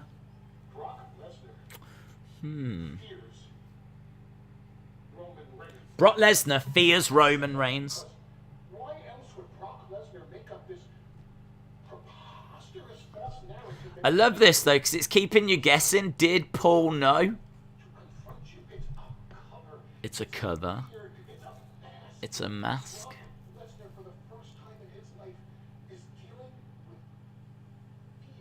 Brock Lesnar is dealing with fear for the first time in his life, says Paul. I knew he was coming to SummerSlam, and that's how I know Brock Lesnar fears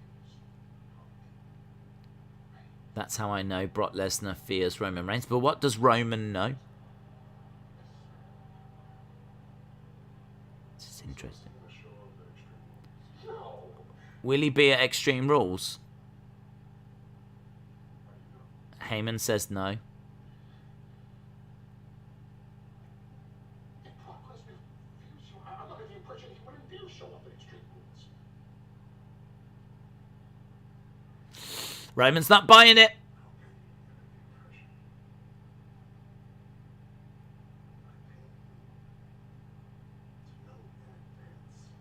I don't pay you to get the impression. I pay you to know in advance. It's interesting, isn't it? Roman's saying, like, you need to know. I need to know if he's going to be there at Extreme Rules. And, so is he putting pressure on Paul Heyman to find out now? And does he know something? Did he know something? Boogs. I am Indian and we love you, Roman, says Muscan. Butterspark said, I like the possible story of Wyndham's revenge and anger after being let go by WWE. That type of story, if he will be in AEW. Yeah, I mean, I wouldn't mention WWE. I wouldn't fire shots. I don't think it's a good look, to be honest. Not just for him, but for anyone. I just don't think it's a good look. But that doesn't mean that you still can't have a character based on reality. I think that sometimes the characters that are based on things that have really happened are the best characters, you know? I think that's why when Vince would talk to people, he would want to find out what their real hobbies were or what they really did. Like, for example, Paul Bearer, when he went for an interview with WWE, they were trying to figure out, well, how do we use you? And he said, well, one thing you should know about me is I am actually a mortician. And they were like, we've literally just signed The Undertaker. So, brilliant. We're going to do that. You're going to do that. So, that's how he became The Undertaker's manager. So, yeah, I think, like, a lot of the time, if you've got some, again, like the Peyton Royce story, you know, Vince sat down with Peyton Royce and asked Peyton Royce, what do you do? Trying to figure out what kind of character can we create for you. Trying to base it on reality. And there's a reason for that. It's because you can bring more out in the performance. Because it's based on who you are. So I think that's it's one way to go. I'm not saying it's the way to go, but it's definitely one way to go. I'm sure we could have a long conversation about what people would like to see. Days, do you remember the Funhouse where all the kids were there with those faces and we were theorising how he could be terrorising them inside the Funhouse? That could have gone really dark if not PG.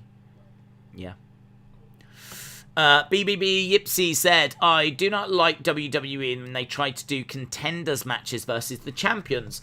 Should be if the champions lose, the belt changes hands, period. Yeah, it's a good point. That's a kind of a new thing they've started to do now, isn't it? Whereby if you beat the champion, you then get a title match. It's been around for a while, but we're seeing more and more of it now. So, yeah, I agree. I'm not a big fan of it either, to be honest. I think that the champions are the end bosses, aren't they? I don't think, like, beating... It's like in a computer game, you don't beat the end boss to then be able to beat the end boss again. Like, you beat the end boss, you beat the end boss. And I always see the champions as being the end boss. Like, it should be that contenders fight amongst themselves to figure out who's going to be the next number one contender. And then once they've done that, you go to a pay-per-view to face the champion. I mean, there's obviously different stories that can be told, though. But this does seem to be a new way of figuring out who's going to be the new number one contender by seeing who can beat the champions. Crown Jewel is going to be at 6 p.m. UK time, says Edward. Turn Balor heel and have him join the bloodline. I wonder how much it would cost to have Rick Boogs say boobs instead. Wrestle with Andy said, do you think Bron Breakker is the next big thing? I don't know by the next big thing. because, I should imagine they've got high hopes for Odyssey Jones. I'd imagine they've got high hopes for Carrion. I mean, Carrion's not long on the main roster. But like, is he gonna be a big deal in NXT? I mean, I think so, yes, because they didn't only start the show with him, but it ended with him as well. I mean, that was the telling one. Not only did he beat LA Knight in the opening match of NXT, but at the end of the show ended with the wedding, which was weird. But then we go backstage to Ciampa congratulating Braun Breaker, and there's like this real weird, awkward stare down between them, kind of suggesting that they're on a collision course already, which seems really quick. I mean, he can't be going for the title soon, surely. Can he? So, I don't know. I mean, yeah, it would definitely feel like they see a lot in Bron Breakker, but word on the street is they see a lot in that Von Wagner as well, that was in the main event, that Cal Bloom. There was a lot of talk about him last year, that because he was on the main roster, just in like a jobber role, but there was a lot of talk that he was someone they were high on. We're a good over 12 months past that now. You've got to think that he's kicked on even more. So I think there's a few, actually. I don't know that it's just Bron Breakker, but I would say he's definitely one. But I think that Von Wagner is someone they see as a lot of potential. Gable Steveson, I mean, how do you dismiss him? I mean, he's got to be the next big thing as well. And Parker, Haaland. I think they probably see him as having a lot of potential also. But he's probably a bit further down the road. So I think there's a few. I think NXT's got some interesting prospects. And Mr. Bout It, we'll see what comes of him. What was his name? Tricky Williams or something. Bout It. Get ready to hear that a lot. That's I'm waiting for shirts of that. Bout It. Best Elite Figure 71 to 80 video next. Do you know what? I've actually downloaded all the images for it, so it is happening. It took me a little while to find like images that I could use. That's normally the hardest part, trying to find images, because there's a lot that are not the right resolution. They're not very sharp. Some that are quite small and not big enough. Some that have got ringside written all over them. Some that have got like watermarks and everything. So just trying to find images. And don't forget there's like 6, 7, 8 figures in a series. So when you're doing a video on 10 series, you need 80 images just for packaging. Then another 80 images for the front of the figure. And 80 images for the back of the figure. So you could be looking for close to 240 images, which takes time. So, I have actually managed to get all of them. That's done. So, just need to get them all edited in and recorded, and we'll carry on that series. Belly to Bellies by Rick Boogs. Could you imagine G.O.D. joining the Bloodline or a feud with them? That would be fire. It would be scenes. G.O.D. Days, would you have Bray debut in person or with promos? Probably do promos.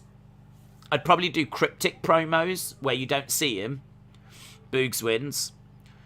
Do cryptic promos that heavily teases like a dark character and has loads of things that people can read into, and then at Full Gear bring him out. I'd do that. Brony said Toni Storm versus Becky Lynch has been announced for later. Knob Freeze says, in my universe mode, Rowan and Harper were tag champs for over 500 days. They're pushing Boogs, they are, yeah. Here's Commander Aziz and Apollo. Commander Aziz has got Boogs and throws him into the ring steps. Here's Nakamura getting picked up, slammed into the edge of the commentary table. So Apollo and Commander Aziz attacking Nakamura and Boogs. Gets thrown into the table again. I remember when... Oh, it's gone. The card for the O2 show is out and there is no Roman, says List of Jericho. Days, there's a sign that says acknowledge Bastion Booger. Well, it's about time, isn't it? It's about time. Almost 30 years. Of course he needs acknowledging.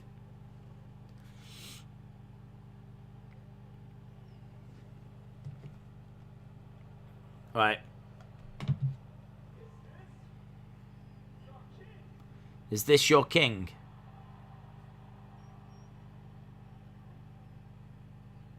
I'm still not accepted the accent, by the way.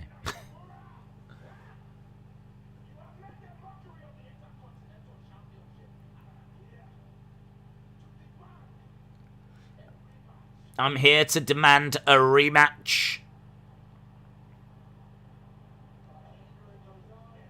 And he throws the microphone at Nakamura. I've got to admit, this is my favourite Roman ever. Where's Demon? He's got a title match at Extreme Rules. We saw him earlier. He was in a tag match against the Usos. B-Mess says, I don't think anyone cares about Apollo anymore. I don't. Yeah, I don't. I've got no interest in Apollo at all.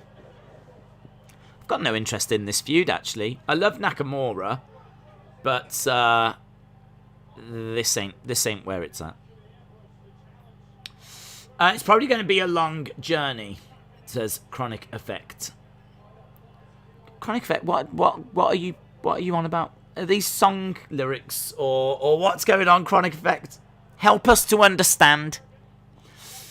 Someone we can understand is Happy Corbin. Happy Corbin is going to be taking on Kevin Owens, is whistling away. Bastion Booger truly was head of the dinner table. He really was. They could do that. They could have Bastion Booger come out if he's still alive. I don't know if he's still alive. I think he is. And he could have his head of the dinner table and be chomping on like a chicken leg or something. I summoned Corbin, says Austin. Shola said it's a shame that the Apollo thing didn't work out. We want Otis. J14 says I'm falling asleep. Yeah, it's not knocking it out of the park here, is it? I think like the promo, it's the Roman stuff again that's delivering. Like Paul Heyman's promo at the start was good. I wasn't really bothered about Finn Balor and Big E against the Usos because it doesn't mean nothing. Then we get this match and doesn't mean nothing. Now we've had this attack, but I'm not bothered about Apollo. I don't know, man. It's just, yeah, it's a bit. It's not really doing it for me. But the Roman stuff's good. I love that backstage bit with Roman and Paul Heyman. There's still some good stuff on this show, so it's not a disaster or anything. It's just fine. It's just, it's fine. Have a SmackDown. Nah, it's fine. Owens versus Corbin for the 500th time. I'm channeling the clicker. Days, I won 386 million on Blackjack. Well done. Days, do you think the Creed brothers would be good on Raw and SmackDown? Eventually. I think they're a bit green. They've got a bit more work to do. We haven't seen them in any kind of serious match yet, or any serious feuds. Like, it's one thing to squash jobbers, but what's it like when the jobbers fight back? So, yeah, I've got high hopes for them, but we're a long way off seeing them on Raw or SmackDown, I think. Reports are, though, I think it's the Julius Creed or whatever his name is. Reports are they're really quite high on him. They see some big things in his future. So one of them in particular, they're really high on. I think they like the team, but wouldn't surprise me if that team gets called up and then eventually gets split apart. That wouldn't surprise me. Days is a huge fan of Raw, says Brony. Edward, welcome back. Justin said, Days, Drew McIntyre versus Roman Reigns, October 1st. Did you see this? I saw this. Yeah, interesting. James Chadwick said Bastion Booger died in 2010. Oh. Well, we can't do that then, can we? That's a shame. He did a few characters. He was also the Friar Ferguson character. And he was also a character in WCW that... I can't remember his name now. But he was kind of... he was a bit challenged, let's put it that way, in WCW. And then he came to WWE, and I think they brought him in as Friar Ferguson, and then he became Bastion Booger after. So he played a few different characters, so that's a shame. Although I do remember seeing him around like in the 2000s. He was older, of course, and I think he'd lost a bit of weight as well. I mean, he needed to. He was quite big. Days, do you think AEW should do high-level, edgy stuff similar to the Vince limousine blasting so that there's a big talking point? I mean, I don't think it will go... I don't think it would really have the same impact in 2021. I do think that the wrestling world is very different now. Because I do think that in the 90s and the Attitude Era, there was a percentage of the audience that believed what they were seeing. Because there wasn't the internet, and you heard rumours, and people told you things, but it was only hearsay. It was only like, you know, it wasn't concrete. It's not like now where there's shoot interviews and, you know, you can go on the internet and hear about what was really happening behind the scenes and what was being booked, and you know, it's a completely different world now. It's so hard to... If you weren't around during the 90s or the early 2000s, before the internet really took off, and before social media in particular, and before YouTube, like, all you had was friends telling you that it was fake, really. In Britain, in particular, you know. In America, maybe it was a bit more well-known, but... Over here, you'd have people going, "Oh, you do know that's fake, yeah?" And you'd go, "Well, yeah, but you still had a bit of doubt or whatever, you know." So it was a different time.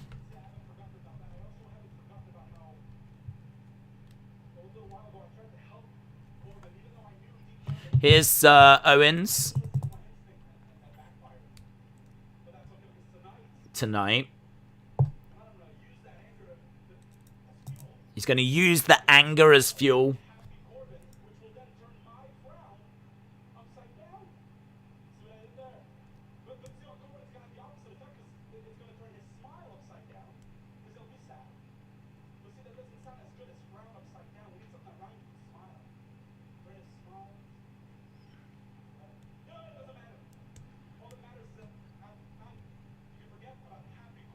After tonight, you can forget about Happy Corbin. Owens wants to turn his smile upside down. Okay. Norman the Lunatic. Norman the Lunatic, that's it. Shout out to you, James. Have you been a WWE fan? Have I been I am a WWE fan, yeah. Right, we're done with Boogs and Rude, of course. Now we're moving on to Owens versus Happy Corbin. Didn't like that promo. Yeah, it's weird, wasn't it? Do you know, I was watching it and I was thinking, man, he would be so much better in AEW. Trying to listen to him do a sports entertainment promo where he's talking about turning smiles upside down and all this kind of stuff. It's kind of like, oh my god. Corbin attacks Owens. I don't know if we're going to get this match or not.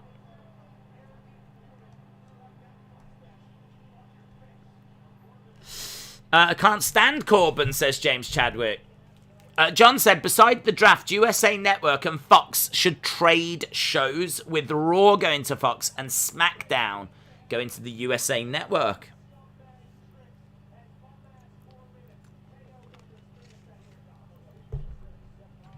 I think the networks have both got different expectations, though, to be honest. I don't think Fox are looking for that kind of silliness so much. They don't mind a bit of sports entertainment, but I think there's a line with what they will accept or how much they will accept.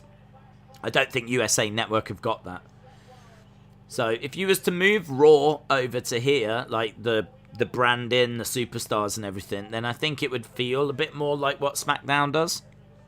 But then I think SmackDown would feel a bit more like Raw does.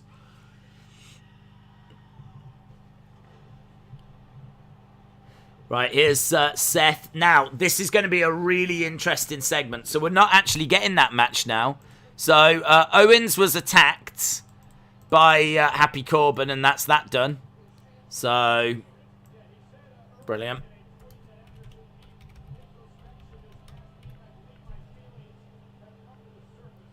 After some deep introspection, his feelings have come to the surface.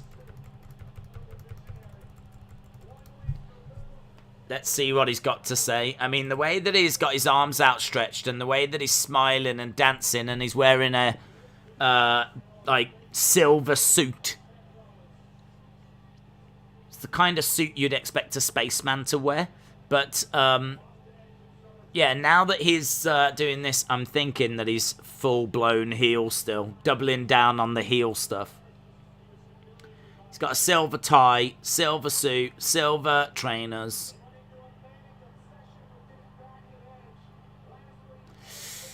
Seffy baby. An aluminium foil suit. Up next, we're going to hear from Seth Rollins. Going to hear about what he's discovered about himself. I love Seth's suit, says Hayden. Seth's drip is like the Tin Man from The Wizard of Oz. Amazing. Did Rollins skin the Silver Surfer to make that suit, says Jim. Days, don't you have anything from the web to ask me? Not here. Christian the King said, Days, I have a flag football game tomorrow. Wish me luck. BBSP PBB Yipsy said, Days, Seth looks like the guy on the beach that stays still like a statue. Yes! I see that. You see them down Covent Garden in London, yeah. Get dressed up and then they're floating above a platform. Yes. Seth is turning into a bigger heel. Yes. SmackDown. Look, Paul set for Roman storyline. It has been the Roman story that's carried this show, yes. Seth looks like those guys. Oh, we read that one. Seth should have a dance class. I just made a Nakamura anime drip outfit on 2K, says Nobfreeze. I don't think Seth will turn face yet. Roman has got too many opponents. I'm going to a live WWE event in Glasgow. Have fun, Edwards. Bring back the Lone Wolf. Febin said, Days, since the Forbidden Door is open, do you think Bray should debut in some sort of power, starts affecting or interfering in all the shows in some way, and eventually we get a grand reveal? I don't know if I'd go do that. I saw there was a good, can't remember who said now, but there was a good idea of you could have Bray debut a pretty normal-ish character in AEW. Maybe you could have the kind of more funhouse character, and then you could have like a darker, more supernatural orientated character go to Impact. So that way you can kind of cater to each fan base. Because I don't know how a supernatural character would go down in AEW. I don't think they would be against it. I don't think the fans would be against it, but I'm not sure if it would really. I don't know if it would set the world on fire. Let's put it that way. I don't know if it would be the right way forward in AEW, but I think in Impact it would probably sit a lot better. So yeah, someone had the idea of play it quite straight in AEW, but then bring a more supernatural approach to Impact. So we'll have to see. We've got a little video package on Bianca Belair. We're seeing Bianca's history of her growing up and being a great track and field star, basketball star, cheerleading star. What can't she do? What can't she do?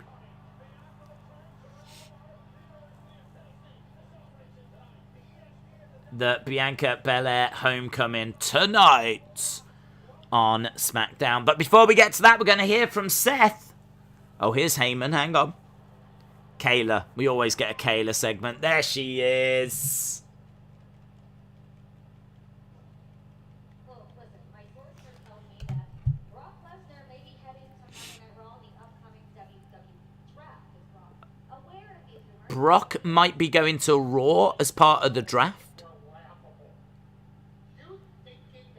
Does that mean we're going to get Big E versus Brock? Paul Heyman making fun of Kayla and the fact she's got sources. You don't have sources. You've got no sources.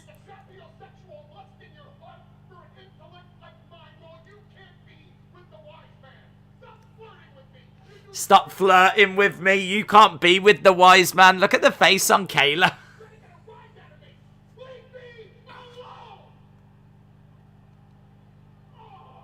Now there's Big E.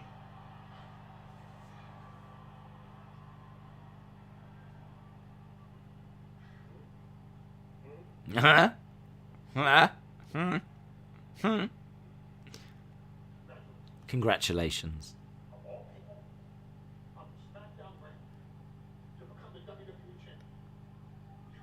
You, sir. You, sir, are the one.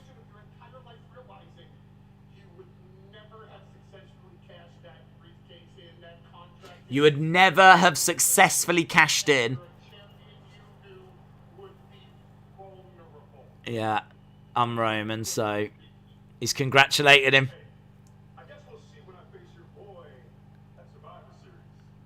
Ah.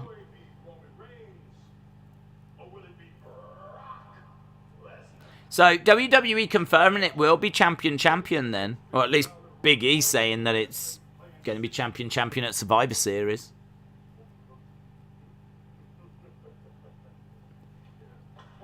Whoa! Whoa! What just got thrown? What was that?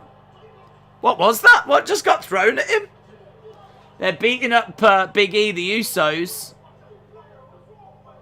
I don't like the championship being on the floor.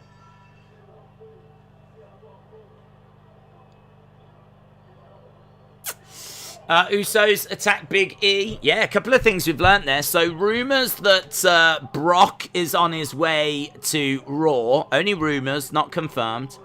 But you've got to think they've said that for a reason. And Big E confirming that, well, we'll see if I can beat your boy at Survivor Series when it's champion versus champion. So, again, they've had him say that for a reason. Right there. Really destroying. Here's Roman in the background. Roman coming out, staring at the Usos. Roman walking away as Big E is down, beaten up.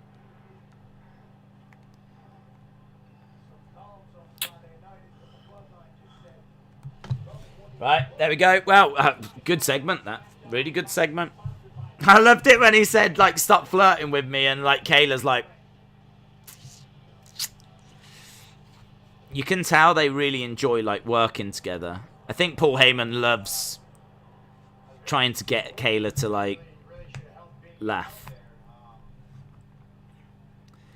Here's Seth. Let's see what Seth's got to say.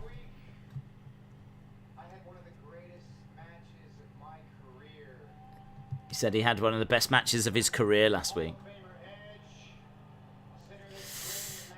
Should SmackDown change the colour from blue to black for the heavyweight title, like Raw changed the red title to a more normal looking title? Not a fan of the red and blue titles. Should SmackDown change the colour from blue to black for the...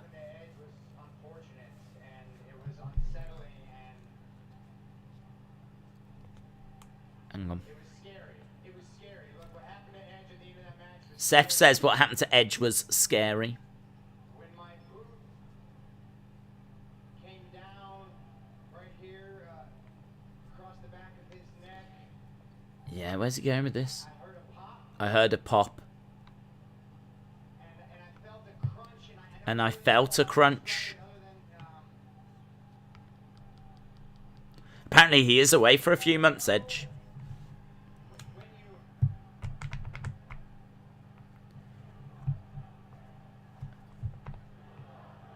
Is it you look stupid, Chan?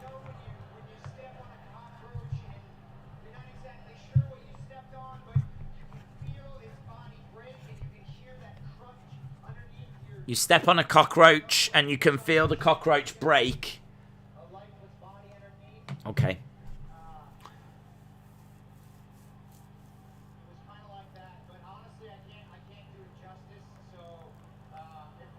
If we can go to the footage, so they're going to show the replay of him curb stomping Edge. In regards to the championship, so the WWE Championship's on a black strap on Raw. The Universal Championship, it's on a blue strap on SmackDown. You can change the Universal to a different strap, but if you take it to black, it's going to look exactly the same as the WWE Championship. So there kind of has to be a point of difference between the two. One's WWE, the other's Universal. So you can't really put it on a black strap. I don't know what you do with it. You can't really put it on a white strap because that's the women's titles are all on white straps.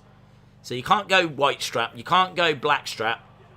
It's blue because of SmackDown. I don't like it. I mean, personally, I'd just change the belt. Have it on a black strap and just have it a completely different belt. Bring back the winged eagle.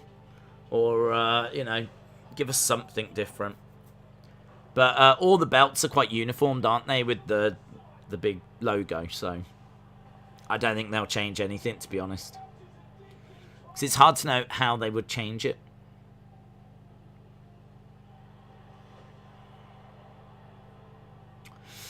Seth looks brilliant, says Butterspark. Was you a wrestling fan when you was a kid? I was, yeah. Yeah, I got into it. My cousin got me into it. I'd never seen it. It was amazing. I mean, never seen a single second of wrestling. Didn't even know that this was a thing that people did or watched. And I went round like my nan and granddad's house when I was young. And my cousin was watching it on a videotape. And I think he'd brought it to show me. Because he'd got into it. And I just started watching it. And it was Survivor Series 92. That's the first show I saw. And I remember watching it. And one of the matches that blew my mind, I've said before, was Big Boss Man versus Nails. And I couldn't get my head around how a policeman and a prisoner were being allowed to fight in the ring. I couldn't get my head around it. How is this being allowed? What happens if the prisoner wins? Does he go free? And like, do you know what I mean? Like, as a kid, like, I couldn't get my head around it. And it had Undertaker versus Kamala in a coffin match on that show. I had loads. Bret Hart, Shawn Michaels is the main event of Survivor Series 92. That match never gets spoken about as well, you know. They faced each other in Survivor Series 97, but they faced 5 years earlier at Survivor Series 92. It really is like a forgotten show, in a way, Survivor Series 92. No one ever talks about it. But it was the first thing I ever saw. You should do a watch along for that. That'd be good. What did you think was going to happen? Seth says, what do you think was going to happen? What did you think was going to happen? What did you think was going to happen? Give me an answer. That was one of the greatest wins of my career. That was one of the greatest wins of my career. How about a vignette where Tony is kidnapped or something dark happens and it's not to be seen? Cody then comes out, demands the person behind it, and Bray is revealed. That'd be good. Be good. But I don't know that you're going to be able to recapture, like, Attitude Era vibes. I mean, that's good booking, but I don't know that that's going to take them to another level. It's just a really cool way to bring Bray in.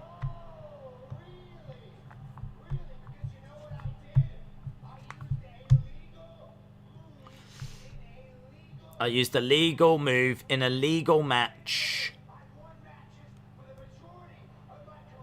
Booze for Seth.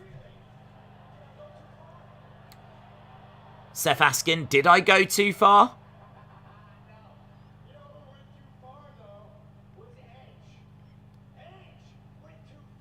So, Seth is still a heel. Healing it up. Seth's not wrong. Yeah, he's not wrong, in all fairness. I wonder if Seth will turn face at some point to have a redemption arc, says let him in. Edge knew the risk of taking the match. Seth did not go too far.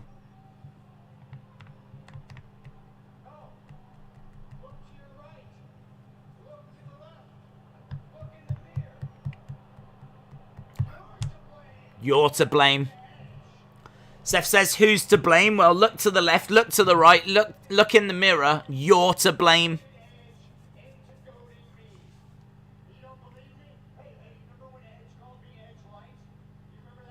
Do you remember when Edge called me Edge Light?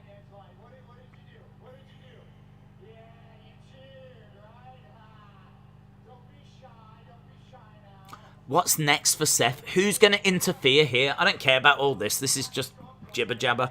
But who's going to come out? What is next for Seth? I hope this is someone good. I don't know who it would be, though. Can't be Cesaro. We've already done that. Can't be Nakamura.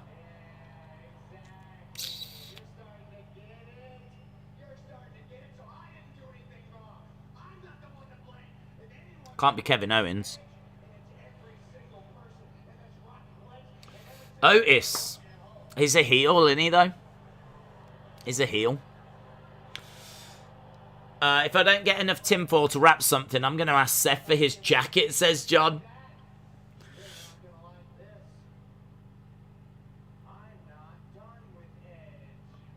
I'm not done with Edge.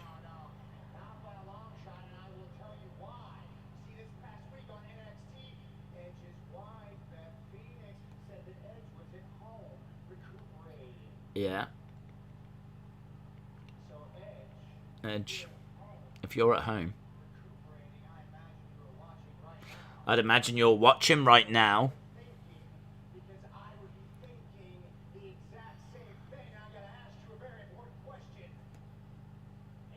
Edge.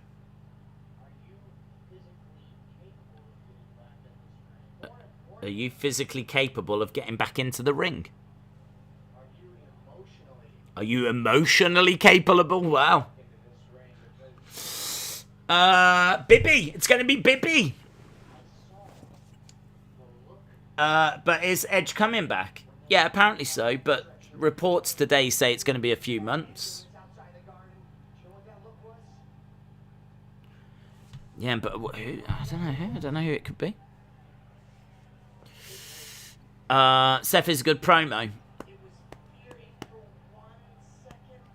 Had an idea. What do you think? Expect Fuego to lose to Miro after the bell. Miro beats Fuego, and the guy who gave him his contract, Sammy, makes the save. He's the one to beat Miro.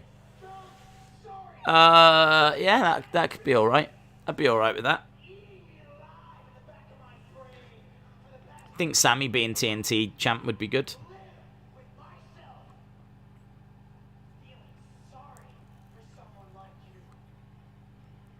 This is a long promo, innit?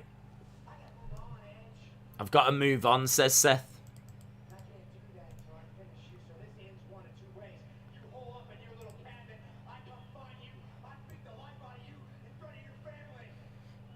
He said he's going to try and find Edge. That'd be good. If he went round Edge's house, that'd be really good.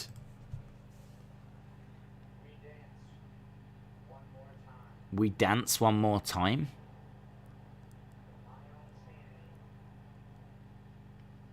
I don't understand this. The report, I don't understand. He's put him in that ambulance. What's he trying to do? Kill him.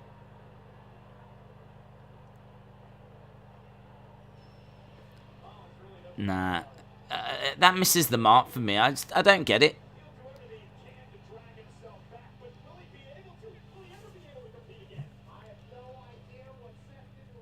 Well, if he can't compete again, then what was the whole point of this?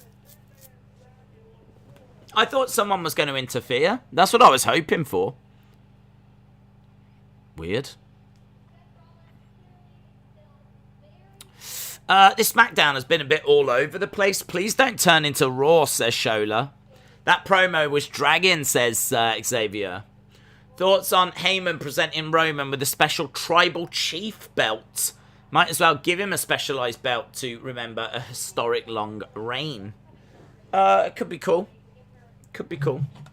Could be cool if when you get to a year title long reign, you get a belt to commemorate it. That could be cool. Yeah, and listen, I'd take anything other than that blue monstrosity. Here's the man. Becky says tonight is Bianca's night. But I've never been to a homecoming. I might have to check it out. So Becky might make her presence felt. Zelina Vega gets to appear this week. So Zelina Vega making her way out. She was meant to be on the show last week. So, are we getting the tag match this week that we were meant to get last week? Yeah, it is. I can't remember who they were meant to face.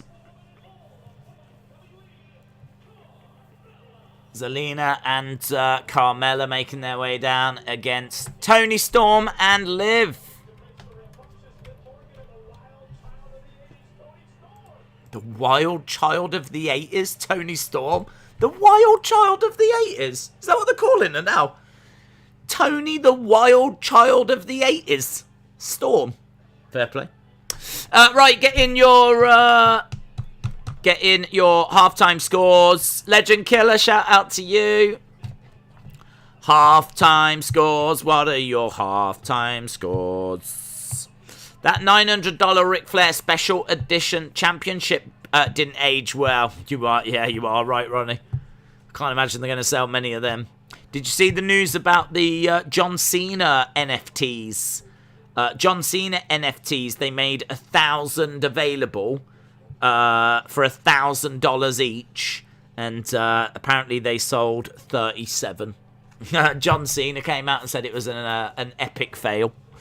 It was a spectacular fail, an overwhelming failure. They sold 37 out of the 1,000. 7, 6. What we got? Lots of 7. 6, 5 says CM Brock 1. 6.5 says Edward. 6 says Sonny. 8.5 says Burn It Down. Freshly Squeezed Experience says 7, but Stotch says 7.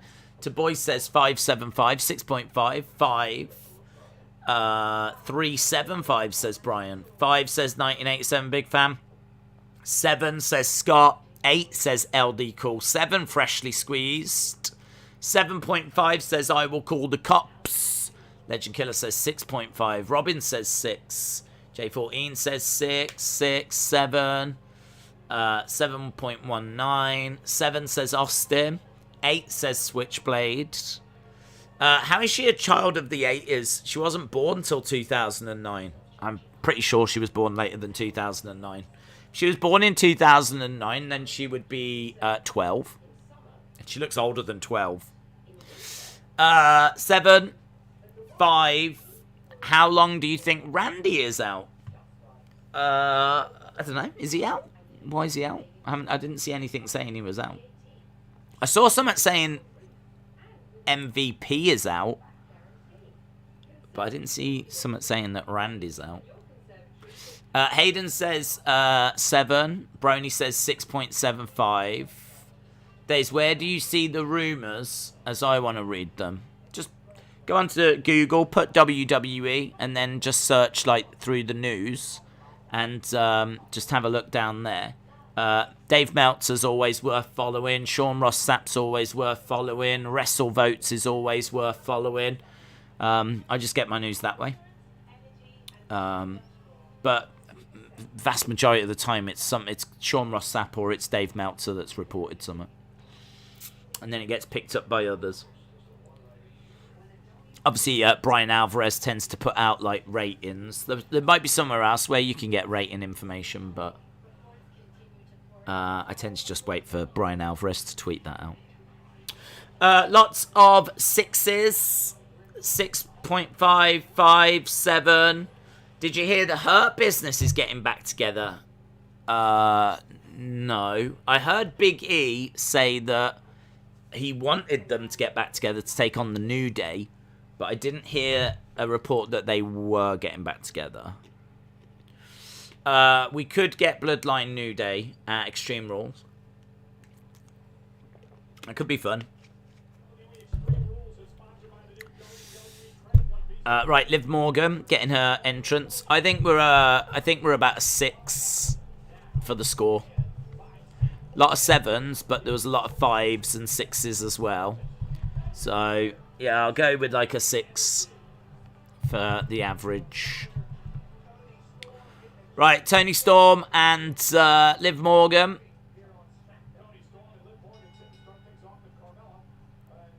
And taking on Carmella with a forearm strike. Liv Morgan goes down. Carmella starts laughing. Liv Morgan comes into the ring. How would you book Bobby from now, other than the eventual Goldberg match? I don't know. I mean, honestly, with the draft right now, I'd probably wait to see what Brandy goes on. Because I think trying to book him without knowing who's going where, I think that's going to be a bit too much.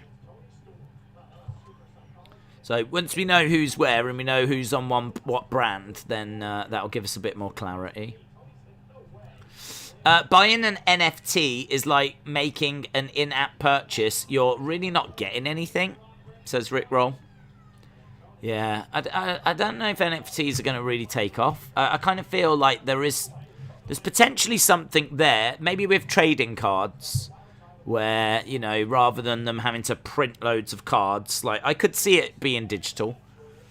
And, you know, if you've got a one of one, then maybe you would need an NFT to confirm that you own it. So, yeah, there's maybe potential there. But it feels very early. WWE have jumped into this market very, very early, and it doesn't even feel like it's an established market yet. But you are right. I mean, what are you getting? I mean, I don't actually know what the NFT is. Don't know. And, like, I'm not seeing them being traded or sold anywhere. You kind of need, like, an eBay for NFTs. You need, like, a thriving marketplace. Carmella's screaming. Zelina says, I heard a crack. Okay, so she went face first into the corner. Now she's screaming.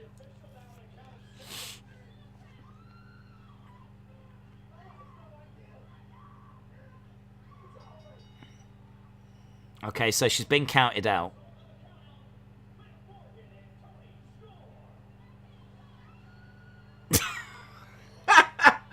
I mean, I will admit, it's kind of funny. Where she's just, like, screaming her head off. She's like, ah, my nose!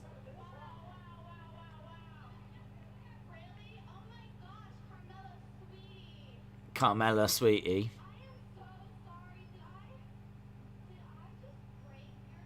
Did I just break your nose?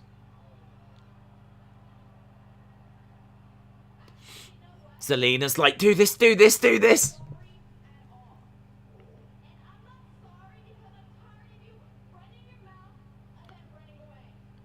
Liv says she's not sorry. It's a bit rude, isn't it?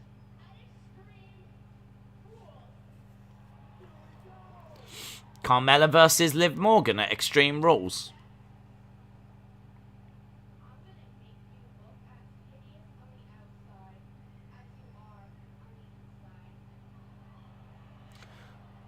She said, I'm going to make you look as hideous on the outside as you are on the inside.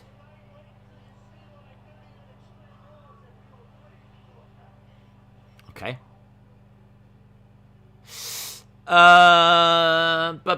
Zelina keeping her losing streak intact. Carmella is hilarious. Oh, she was screaming her head off, weren't she?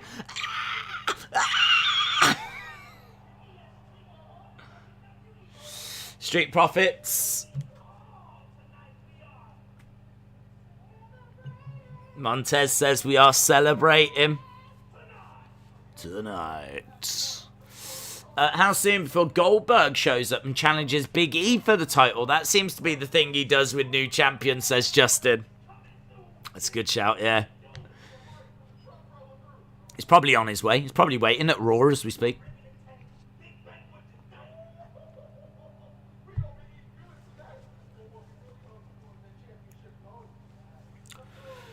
Okay, so Angelo Dawkins said we're going to be eating good tonight, but what we're really hungry for is championship gold.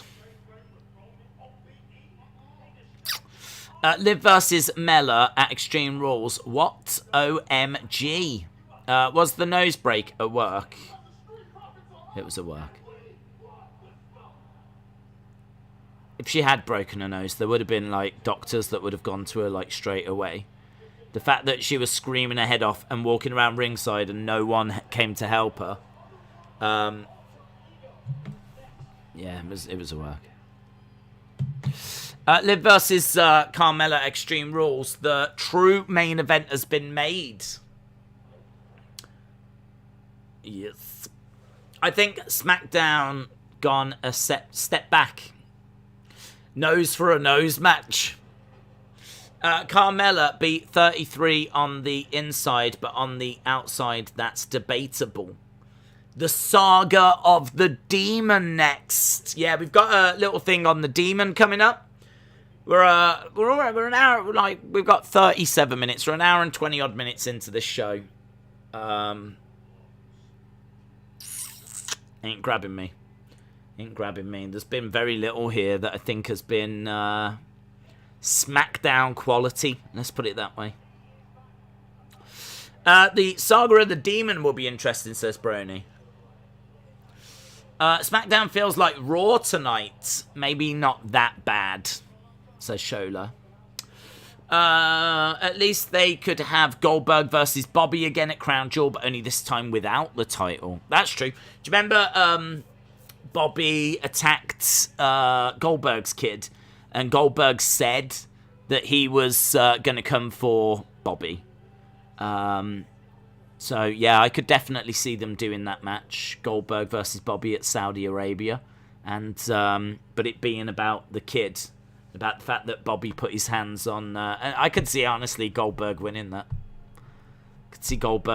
He's taken a few L's recently. So, to defend his kid... I could see Goldberg getting the win now. The Demon means 3% of people think he's got a chance against Roman because he puts face paint on, says Wowie Yowie. SmackDown has become a Rampage pre-show for me, says Corvid. I give that match 0.17 out of 5, says John. Justin said, is Carmella going to get a matching mask for her nose like Sheamus? Maybe they could form a tag team. Maybe next week she can get a face mask that's exactly the same, right? And she wears it and she's like, I can't believe you broke my nose. I am gonna absolutely destroy you at Extreme Rules. And then at Extreme Rules, it's Sheamus that comes out, but in the same face mask. And I mean, in all fairness, he's going to have to wear what she wears. That would be pretty wild, wouldn't it? Seeing him wearing the attire that Carmella comes out in. I mean, it would be worth it just for that. And then Sheamus comes out and we get Sheamus versus Liv Morgan. Sign me up for that. Febin said, what are the thoughts about the 4 horsewomen and some others as the women, using the 4 horsewomen and some others as the women, while people like Zelina and Liv, I don't see them putting up entertaining matches. I don't know what you mean. I think they use the horsewomen because they're stars and they've got star power, but I don't think you get that so much from Liv and Zelina at the moment. You've kind of got to build them. But it's difficult to build stars when you've got big stars like already there. And that was always the problem with Hogan. Like, how do you build another big star when Hogan's there? Like, it took someone like the Warrior to come along in order to do it in the end. It took the steroid trial to derail Hogan and for people to get a bit bored. So people getting a bit bored, the steroid trial and things like that. That's how Hulkamania finally started to wobble. So, yeah, it's kind of like, you know, you've got the 4 horsewomen that are very much at the top. But, you know, that's why matches like this and segments like this are going to help.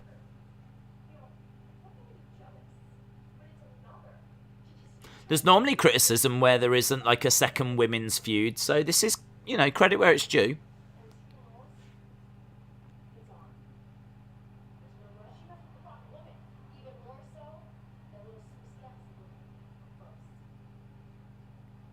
Okay, so Zelina wants to face Liv first. So what, that'll be what, next week maybe?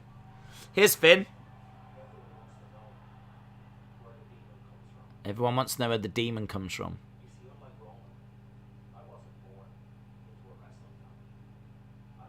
Did you know that Finn Balor is 2 different Irish mythological characters? Balor means Demon King, and Finn was a warrior. Finn was a warrior, Balor was a Demon King. So his name is actually means 2 different people. It represents 2 different characters.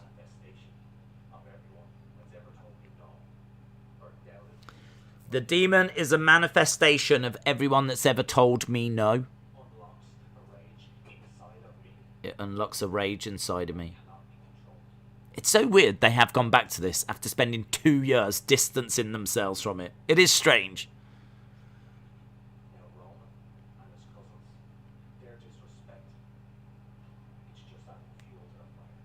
Roman and his cousins, their disrespect just adds fuel to the fire.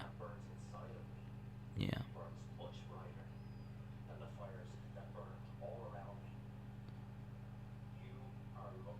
You are looking at the face of Finn Balor. That is true, I am. I love it when they state the obvious.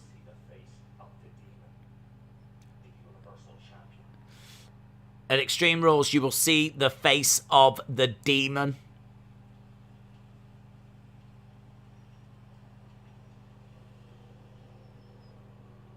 Yeah, I mean, I don't need this. I don't know what this is.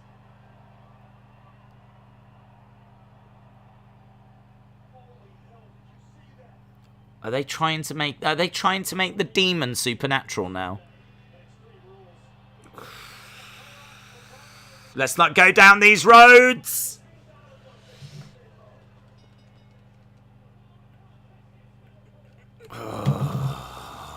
Is that supernatural? I don't know. I mean, what it is, it's video editing. I mean, it never bothered me when, like, The Fiend did it in the Funhouse. Because in my mind, the Funhouse was like a... It wasn't live. It was like a taped kind of thing, you know? So, in my mind, I remember when Bray first revealed The Fiend, and he's like, do you want me to show you a secret? And then you hear the music, the dun, dun, dun, dun, dun, and he turns around, and then when he turns back, like, he's The Fiend. That never bothered me, because I was like, it's a TV show. Like it's a vignette. So, that backstage one, they presented it more like it was backstage by the entranceway. So they presented it like it was being done like a backstage interview. But I can accept that it's a vignette thing. But it doesn't change the fact that they're potentially trying to make it supernatural. I don't know. I hope not. There'll be people that say, I hope so. But I just don't think we need to go that way. I just think it's just cheap and cringe. Don't need to go that way. So, I think you can read it two ways. You can see it that he just transformed, or you can see it that it's a pre-recorded backstage segment that's been edited for the show. You can pick your lane. Balor's always done that. He hasn't always done that. He hasn't always done that. He hasn't always transformed. We've seen it whereby, like, we've seen vignettes and things that have been pre-recorded, but not one where it's felt like he's by the entrance stage. Kind of felt more like a backstage interview kind of a thing. So, I'm looking at the face of days. Yes. Well, has Undertaker, WWE has always been supernatural. Disagree. Undertaker wasn't supernatural, but that's a whole separate conversation and a whole conversation that we've had. Undertaker can be interpreted different ways. He wasn't supernatural in my opinion, but there'll be people that say that he was. Off topic, am I the only one that used to get creeped out by Michael Jackson's face? Yeah, that is off topic, and I would say that you probably was in the... Well, it depends. Depends what era. If you're talking about, like, Jackson 5 and you're talking about, like, early solo kind of Jackson, I kind of think he was pretty good looking then. But then, obviously, as he got... I don't know what actually happened to him. He said he had a disease, didn't he? That he had to have operations on. And I think, like, he had a few operations and they kind of started to ruin his features. But I think it was something to do with, like, a skin pigmentation that was happening. I'm sure he had some sort of a disease. Or at least that's what I heard. So, but yeah, by the time he was getting towards the 90s, it was starting to go a bit wrong, wasn't it? I saw him in London, you know, in London at Tower Records. We went to London for the day, and we went down by Tower Records, and there was this big commotion. There was all these people around. And went to have a look, see who it was. And Michael Jackson came walking out. It's really cool. It's really cool. I can't remember what year that was. It was in the 90s. But it was in London, yeah. Didn't know it was happening. Just all these people. That happened to me before. I told the story about when I was in Birmingham. And I went down by the hotel. And there was all these people outside the hotel. And when I looked, there was two coaches, and they were all wearing, like, WWE shirts. And, yeah, it was all the wrestlers were staying in this hotel. So, yeah, that's kind of a couple of times where I've just been minding my own business and bumped into something like that. Hodge Burn It Down says, big Rollins fan. What do you think is next for Rollins? What do I think is next for Rollins? I think, well, I mean, he's calling out Edge, and I think that we are going to see him and Edge again in the future, but the reports are that Edge is out the picture for a couple of months, so I can only imagine that he's going to keep calling out Edge and not get anywhere, and then he'll have to face someone else in the meantime. But eventually Edge will come back next year, and I could see them kind of finishing off the feud. But yeah, hard to see what's going to be next. He's not backing down, is he? He's not backing down from this feud. So yeah, we'll have to see. He's certainly not changing direction. He's staying a heel, so he's gonna have to feud with the face. Talking of a face, here's a face that we don't see enough of. Here's Naomi.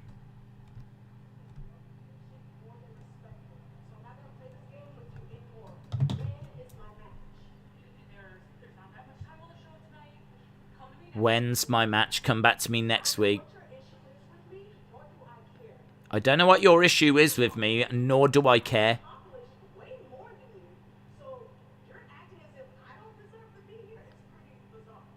You acting like I don't deserve to be here is bizarre. The one thing you clearly don't know about me is that I never quit. I never quit. Mark my words, She's getting in the face of Sonya here. get my match. Now, do you feel that? She's right in her face. Get me my match. Now, do you feel that? Sami Zayn. Right, let's see. What's Sami doing? How long we got? We got 24 minutes.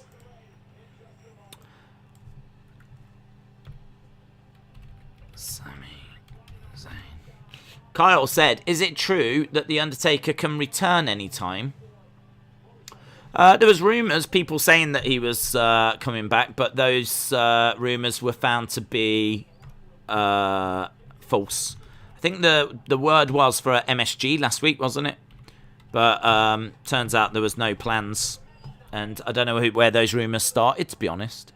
So I don't expect him to come back. I think if he is going to come back, it'll be a moment where he walks out and, you know, has a little moment on the ramp, maybe, you know, tips the hat kind of a thing, and then like goes again, like strikes the pose, and it's just a moment. Certainly not expecting him to come back and have a match. Not expecting that. And if he did come back, I don't think it would be as The Undertaker. I think it would be, you know, maybe like what we saw before on a bike, American Badass. Maybe he'd go by the name Mark Calloway now. Mean Mark. It might be under the Undertaker name, but it wouldn't be Dead Man. It wouldn't be that character. That character has been laid to rest. So unless they're going to come out and just do, you know, a little thing like that, I think we're pretty much done. Days, what do you drink for an energy drink? A cup of tea, says Jank. I have a coffee normally before I start, and then Tenzing. Big fan of Tenzing, but I'm completely out of them now. So I haven't got any of them anymore. So yeah, just coffee, to be honest. Days, WWE just said New Day versus Bloodline on Monday, says Frenchie. That'll be good. Shola said, did you miss the Roman on Raw news, or just don't you care? I didn't see it, but I mean, yeah, that's cool. I mean, that's going to help ratings, isn't it? I don't know. Would you turn Dominic heel? I'd take him to NXT. I just don't think he's got the star power to be on SmackDown, to be honest. I think that, you know, we need to build up someone else. Corvid said they're going to split up Ray and Dominic in the draft. That's why they're doing this storyline with Ray unavailable to let Dominic wrestle without him there. El Generico is better than Dominic, says but a spark. Brony said Days Bloodline versus New Day. I think you missed it. Yeah, I didn't see it. That's good. That'll be interesting. I wonder if Days will be ahead on Rampage again. Probably.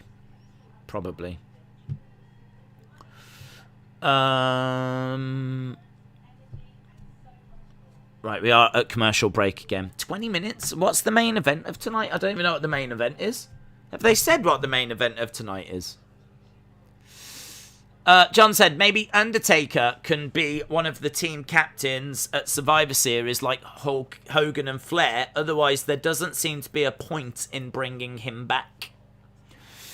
Yeah, the only thing would be a nice moment maybe for the Saudi fans to have, you know, him come out and for them to say goodbye to him, because they are paying a lot of money for the shows. And we know how much they want the legends. So there would be a point in bringing him out for that, but I meant 2001 to 2009 Michael Jackson. Okay, that is definitely the Michael Jackson that is the scarier, yes. Main event is probably Bianca's homecoming. Oh, that would make sense. Big final segment, though. I mean, will this be the bit where, like, Becky finalizes her heel turn. I mean, she's sort of heel anyway, but I would imagine this will be the point where she, really turns. Liv getting a singles pay-per-view match with Queen of the Ring around the corner. They might actually be building up Liv. Also, Seth is underrated on the mic. It was a great promo. Mark said, I don't want to see Undertaker anymore. Yeah, I don't either. Done. I love Undertaker, but done. He's retired. His matches just weren't... I wouldn't have minded another cinematic match. I always wanted Undertaker Sting, and I think if they'd have done that as a cinematic match, it could have been incredible, but wasn't to be. What's your thoughts on the Mexican storyline where Leah falls for Garza despite him not being faithful, and then they feud with Rey and Dominic, replacing Murphy with Garza? I'll pass. I can think of many stories that I would rather see rather than go down that road again. Ray on commentary. Dominic trying to get the pin on Sammy. Fury versus Wilder 3, says Lone Star Friend, on October 9th. Brony said, Days, we didn't have enough Roman tonight. I think that's why the show has been a bit average / below average. Yeah, there hasn't been... Well, I mean, we got him at the start. And... but we can't afford to keep relying on him. Like, we do need to build up the others, but... Ray cheering on Dominic. 619 by Dominic. Dominic trying to climb up the top. Obviously, we've seen Ray distracting a little bit. Frog splash. Sammy, 1, 2, 3. Dominic loses.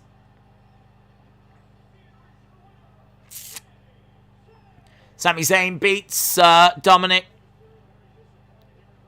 Ray is disappointed.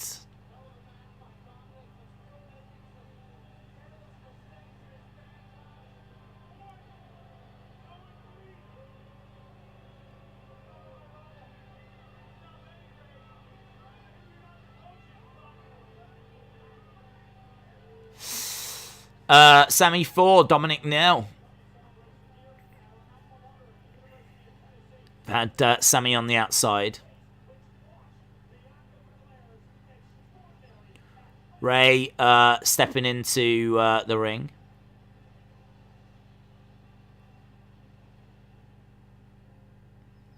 Right, we're looking at Knoxville, and we're seeing Bianca.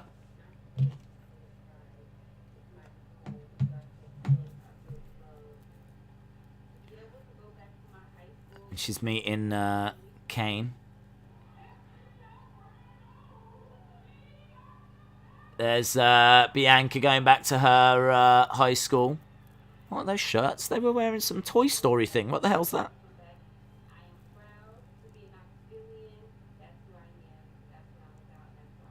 She's a Knoxvillian. A Knoxvillian? Big cheers for... Oh, Kane? Wow! The mayor of Knoxville? That's cool. Kane making his way down.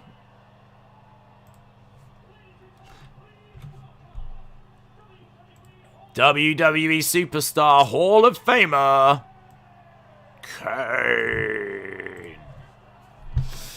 Kane making his way down. Kane, that's gotta be Kane. Up next, Bianca Belair, Homecoming. So he's in a suit, by the way, in case you're not watching. They said on commentary that Naomi was fined for her actions towards Sonya. That's interesting. It feels like they are building towards a match between those two, in particular, rather than just trying to find a match for Naomi. Kane is back. Kane is cool. Business has picked up. Bianca's homecoming. The mayor of Knoxville. Legend Killer says, I'm looking forward to UFC Fight Night. Hall of Famer Kane is here. That's not Kane, that's Glenn Jacobs. Kane deserved a crowd at the Hall of Fame, that's true. They all did, in all fairness. But I don't know why they didn't just delay it for SummerSlam. Naomi versus Sonya at Extreme Rules, says Liv and Zelina Stan. Maybe. I mean, you've got, as I said earlier, you've got to give him credit for doing that second women's match. Got to give him credit for that. Because, you know, too often we only get, like, the women's title match. You don't get a second women's match. So, you know, it's a bit rushed to do, like, out of nowhere. But still cool that there'll be a second women's match. So, a third women's match that's not for the title. Mind blown. So, I don't know. Maybe they'll just build it for, like, a future SmackDown. RCH said, did you see when the Usos kicked Big E, the belt hit Paul and gave him a bloody nose? Did it? Did it really? Lol.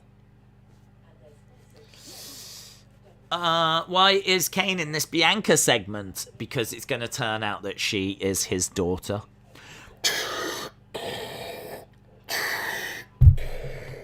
I am your father. Bianca, I am your father. He's known as Kanist. He's the Kanist. He's Daddy EST. He's the daddiest. And also, he's the mayor of Knoxville.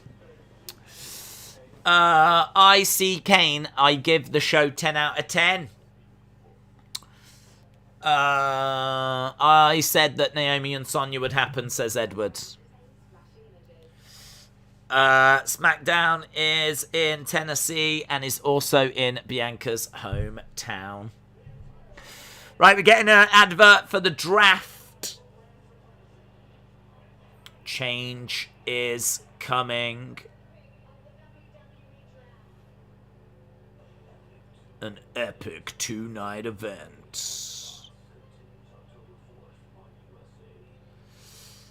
Right. Kane in the ring. Dun.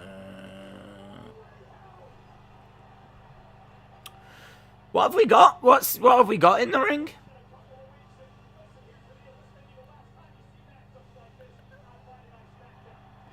King Nakamura versus Apollo Crews next week.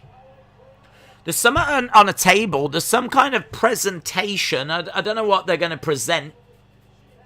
They're making a big deal out of this, aren't they? Bianca Belair is the main event and not in a match, but in a homecoming. It's a weird main event. I mean, I'm into it. It's different. Philadelphia next Friday. It's Harry Kane.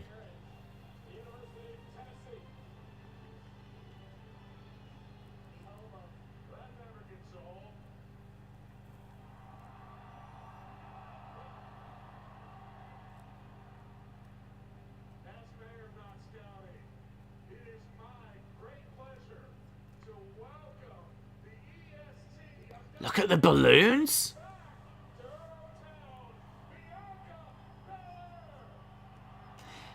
Hey, when Kane made his debut in '97, did you think that in 2021 he'd be in a suit in the ring announcing the homecoming of Bianca Belair? Like, it's a pretty weird character story, isn't it?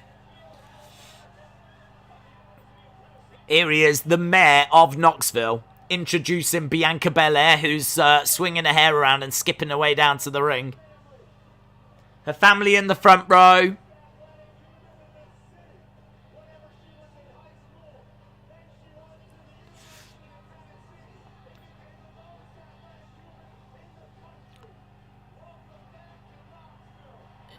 Yeah, it seems a night. I mean, they're not going crazy, are they? I mean, it's kind of a bit like I don't know. It's not like an eruption. We're not getting like crazy yes chants or anything. But it's nice. It's a nice reaction. Nox fine est. Ah, here it comes. EST chants now. Just took him a while to get going.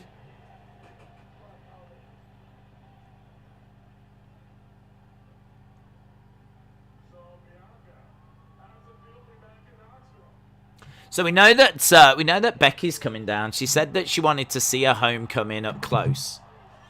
They're going to build this, aren't they? They're going to build this into something really big, really special. A family's in the front row. It's a big celebration, and then Becky's going to ruin it.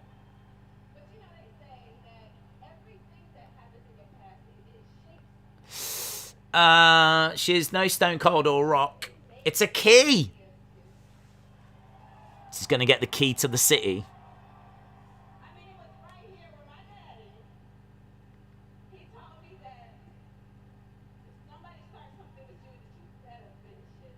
My daddy told me if someone starts something with you, you'd better finish it.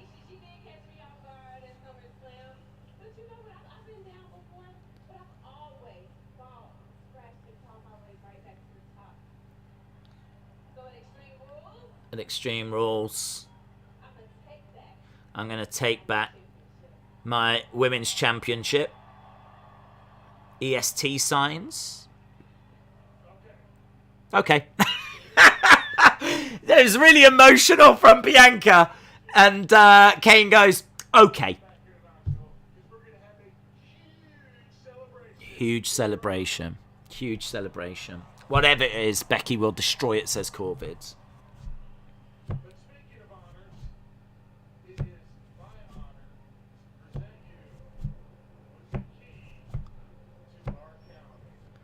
The key to our county. It is the ugliest thing I've ever seen. It is literally a giant wooden key.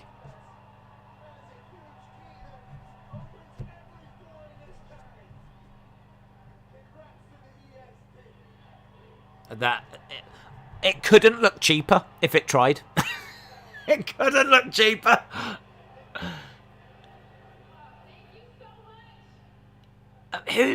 That looks awful. That looks awful. It doesn't even say Knoxville on it or anything.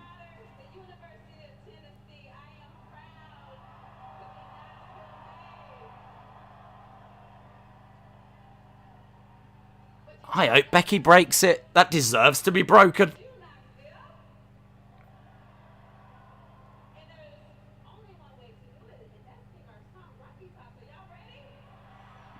They're singing what? Rocky Toppers.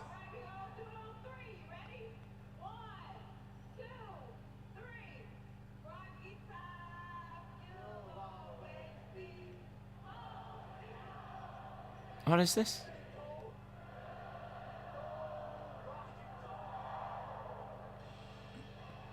Here's Becky. Thank God. I wish she'd interrupted about 2 minutes earlier.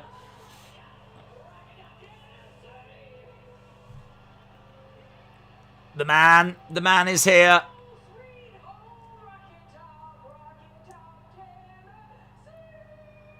She's singing Rocky Top. Booze for Becky.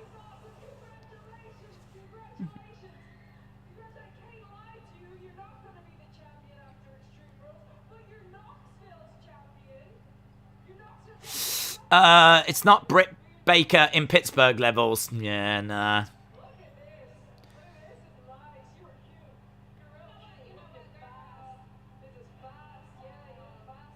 You look fast.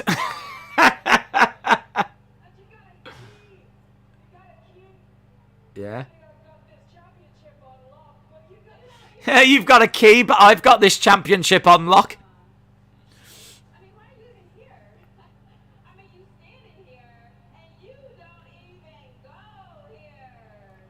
You don't even go here.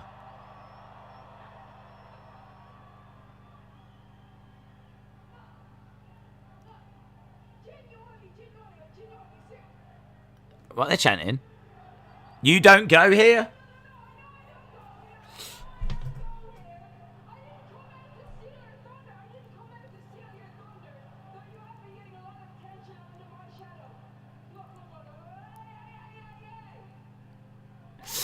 The key is poop. The key is poop. Clobber her with the key! Tonight is your night. Becky's in good shape. She is in great shape, yeah.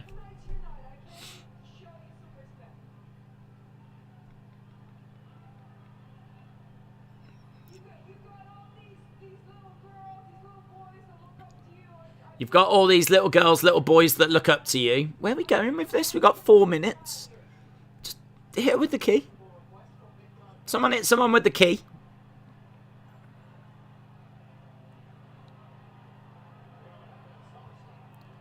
She wants to shake her hand. Bianca shakes her hand. Holds on to the hand. Bianca says, I don't think so. Becky goes. She's got her up on her shoulders. Can't do it. Now Becky reverses. Plants her down. Oh, no one hit anyone with the key? No one hit anyone with the key? What the flip? The key's fine. Oh, that's the biggest problem of this segment. That monstrosity has been allowed to stay. Flip. What is this segment? I don't know what this segment is. I don't know what this segment is. I mean, that was it. I thought she was going to, like, absolutely go crazy on her, like, properly snap and just, like, beat her up in front of her family. Bianca would be bleeding and the key would just be snapped over her neck and she'd wallop. Oh, what was that? That was flat, man. That was flat. No key hitting. No key hitting. That was underwhelming. That's it. Flat. What was that? The Rock's move. Who cares? Get in your scores. Get in your scores whilst I load up AEW Fight TV. Ended early. That is why Roman needs to main event every week. LSW said that was awful. It was, do you know, I mean, we really look forward to SmackDown, and I have to say, for me personally, this week was a miss. So, you know, there will be people out there that really enjoyed it, and that's really cool. If you really enjoyed it, brilliant. But for me personally, I really look forward to this, and it's just this just weren't where it was at. This just wasn't the level. I wanted to see some key abuse. 5, 6. Austin says 6.5. 6.5, 6. 6.5, 5. Zoom Station says 6.5. Well, you can see the scores whilst I'm going to have to just tweak and change the layout. Bosh. 4.5 says Jonathan. 7.5 says Stephen. 6.5. 6 says Ian. 5 says Larry. Adam Cole. This SmackDown ain't it. 6, 575, 6.5, 10 out of 10. 4, 625, 6, 6, 6, 625, 5, 6.5, 10.25, 6.5. John says 5.17. Brian says 6.09. Carl says 6. James Chadwick says 6. Tree Trunker said the show felt boring. I don't like no stipulations at Extreme Rules. Harley was saying the exact same thing. He's been saying it for about 2 weeks now. Rampage might not be any better. Well, I mean, look, I'm not really interested in comparing them. It's just, you know, you expect more from SmackDown. So, yeah, I'm going to be with you guys. I'm going to be around a 6. I mean, honestly, I could even be convinced to go lower. There was very little here that really really did it for me. But we did get Kane, so that was cool. So, you know, we got Kane. There's some alright matches, but I mean, like, Sami Zayn versus Dominic. Boogs versus Robert Roode. Carmella versus, well, that women's tag match that went nowhere. Apart from it did make a match for Extreme Rules, but we could have got there many other ways. So, yeah, about a 6. But honestly, if someone was to go, how could you go that high? It's no more than a 5.5. I'd be like, yeah, you're probably right. So it is what it is. It is what it is. Right, I don't know what we're getting now. We're getting Butcher and Blade versus who are we getting? Matt Hardy's office. So we got a couple from Matt Hardy's group. I feel like this was mentioned, but I can't remember who it is. Is it the Lucha Bros? Yeah, I remember. I remember this from Dynamite. Did they replace Mark Henry with Ricky Starks? That's a good change, says Corvid. That was a waste of Corporate Kane's appearance. Was not what's best for business. Joker Penta is back, says Justin. Shout out to Anthony. Bert Sparks says, why in the hell wasn't that key used as a weapon? Let's be honest, that match is on the pre-show. Tree Trunker says SmackDown was messy. Yeah, I mean, look, love SmackDown. It's last week I thought it was absolutely brilliant from MSG. This week it's took a few steps back. You never know what you're going to get, do you? Sometimes it's amazing, sometimes it isn't.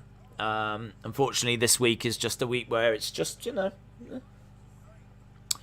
But, yeah, the New Day Bloodline thing on Monday, I don't know if that's a reaction to the ratings or if they planned it because they know football's back.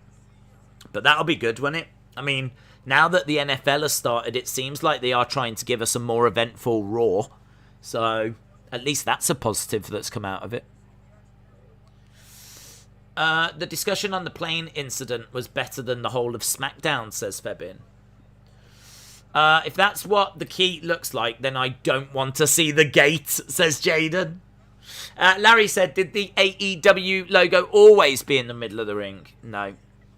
No, this is a different canvas with Rampage in the corners as well, so I don't really know why they've done it, to be honest.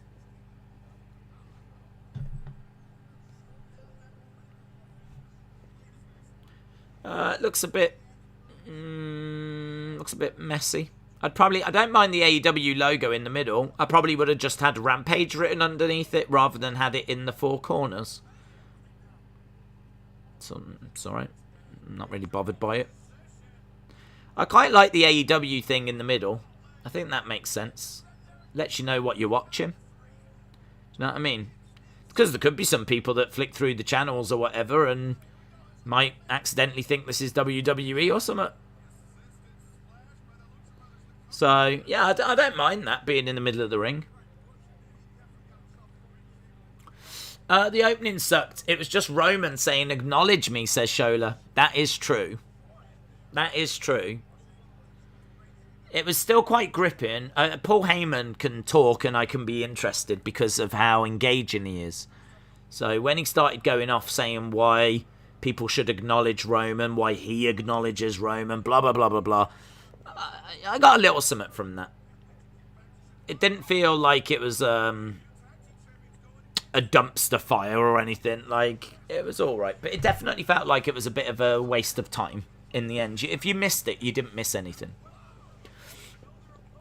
How can they make Becky do a rock bottom and rename it into something as if we won't notice? Well, I mean, if she's a heel, then if that's going to wind you up, then it's a good way to wind you up, isn't it? If you're bothered by it, and you don't like it, and you hate Becky using it, and you know it as a rock bottom, and you don't want it to be called something else, perhaps it's just a way of getting some more heel heat on her. Perhaps they just think that would do it.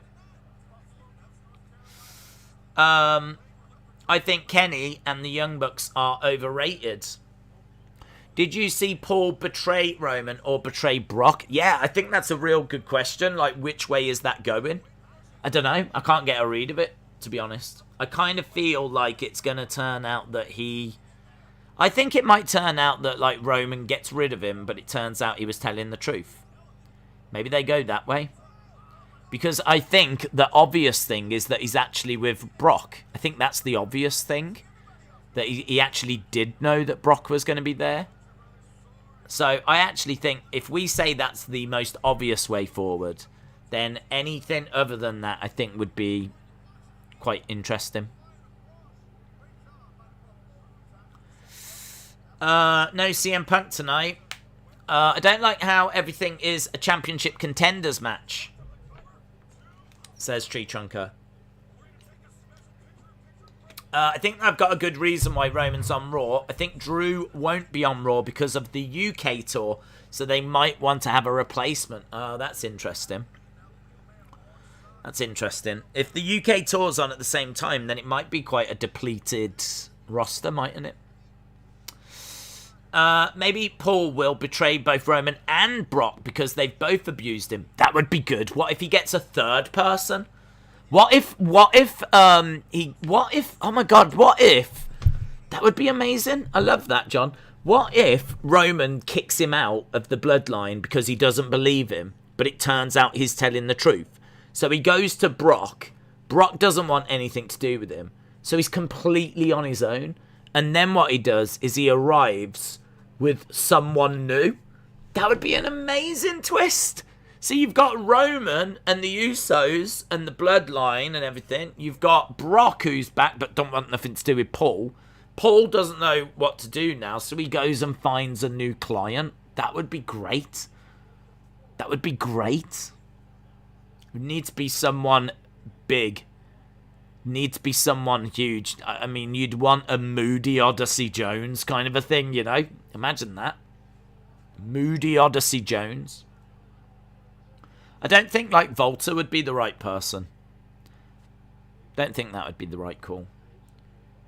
Heel Keith Lee, I don't know, is big enough. I mean, Keith Lee, is he... If you put Paul Heyman and Keith Lee together, could that be something? It's not the worst. Carrion? Could Paul Heyman be the new Scarlet? Yeah, I kind of like that. I like that idea. What if he aligns with Finn? Finn's just a little bit small, isn't it? I mean, like, Finn, I don't know what Paul would see in Finn.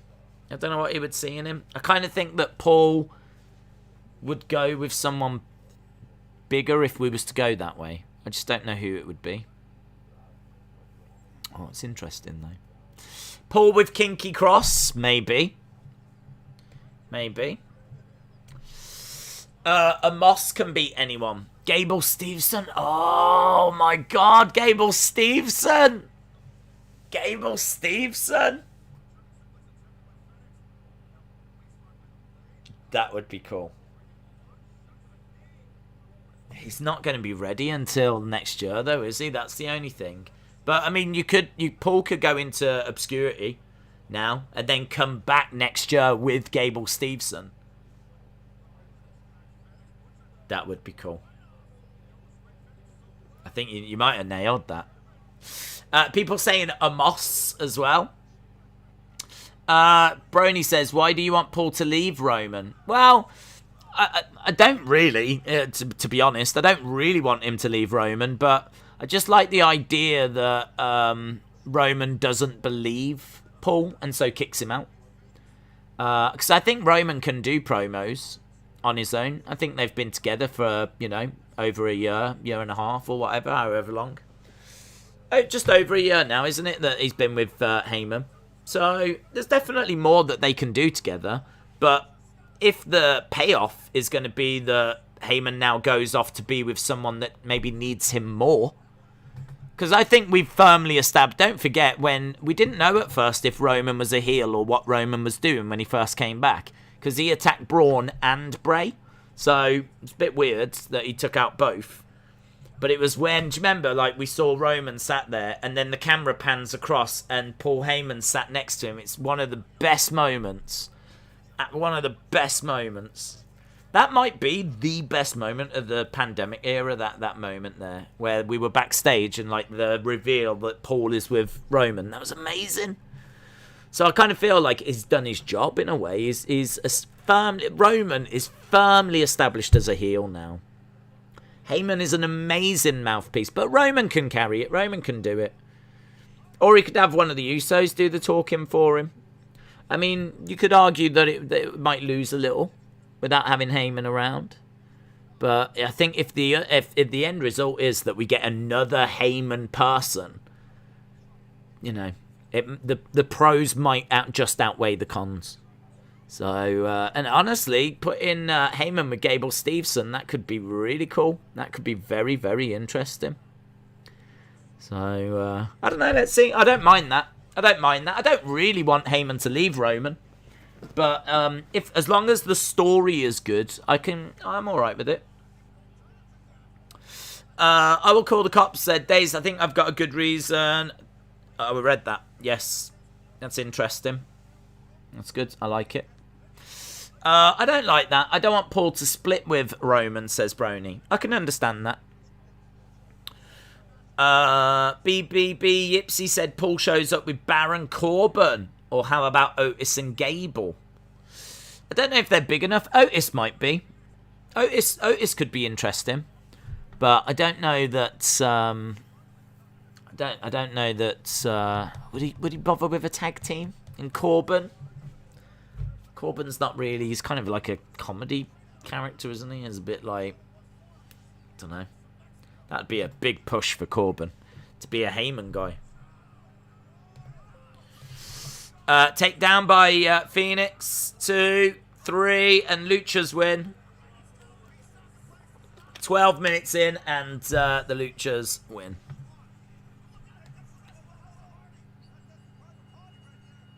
Private Party have jumped in, and now they're beating up the Lucha Bros. They retain. I am shocked. I was totally not there, says Taboy. Maybe this Gable Steveson guy will go to AEW and feud with Bryan Danielson. He's just signed with WWE, so he's going there. Here's LAX. Proud and powerful. They've chased Private Party away, so... Cross with Paul coming down. They need a Heyman girl.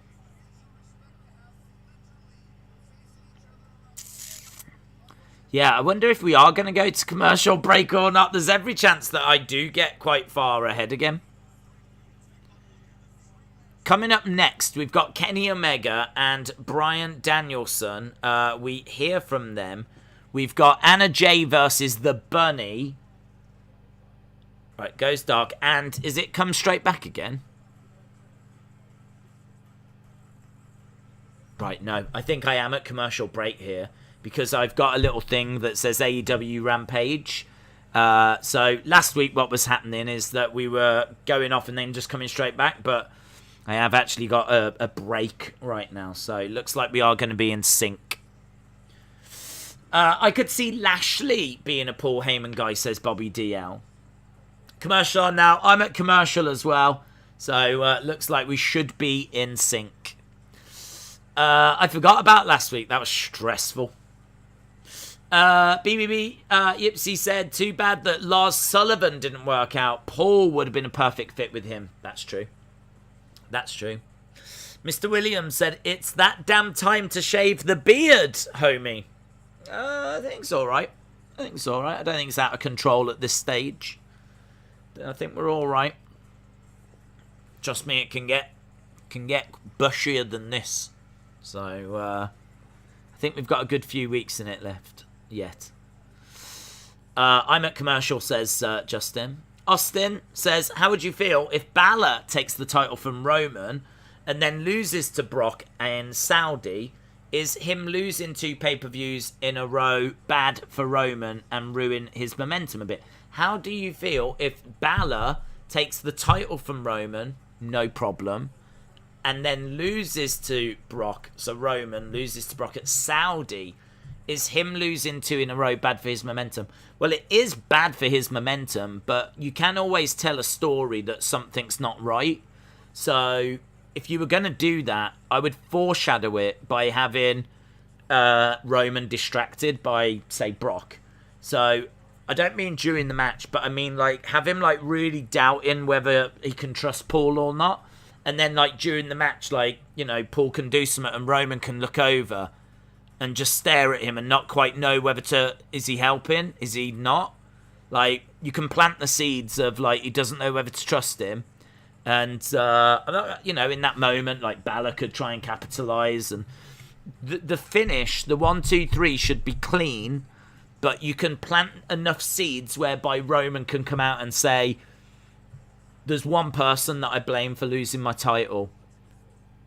And that's you. And he can turn and point at Paul Heyman and pin the blame on him. So Roman loses clean, but there is still a reason as to what Roman can say. He can say that his full attention wasn't on the match because he doesn't know what the truth is.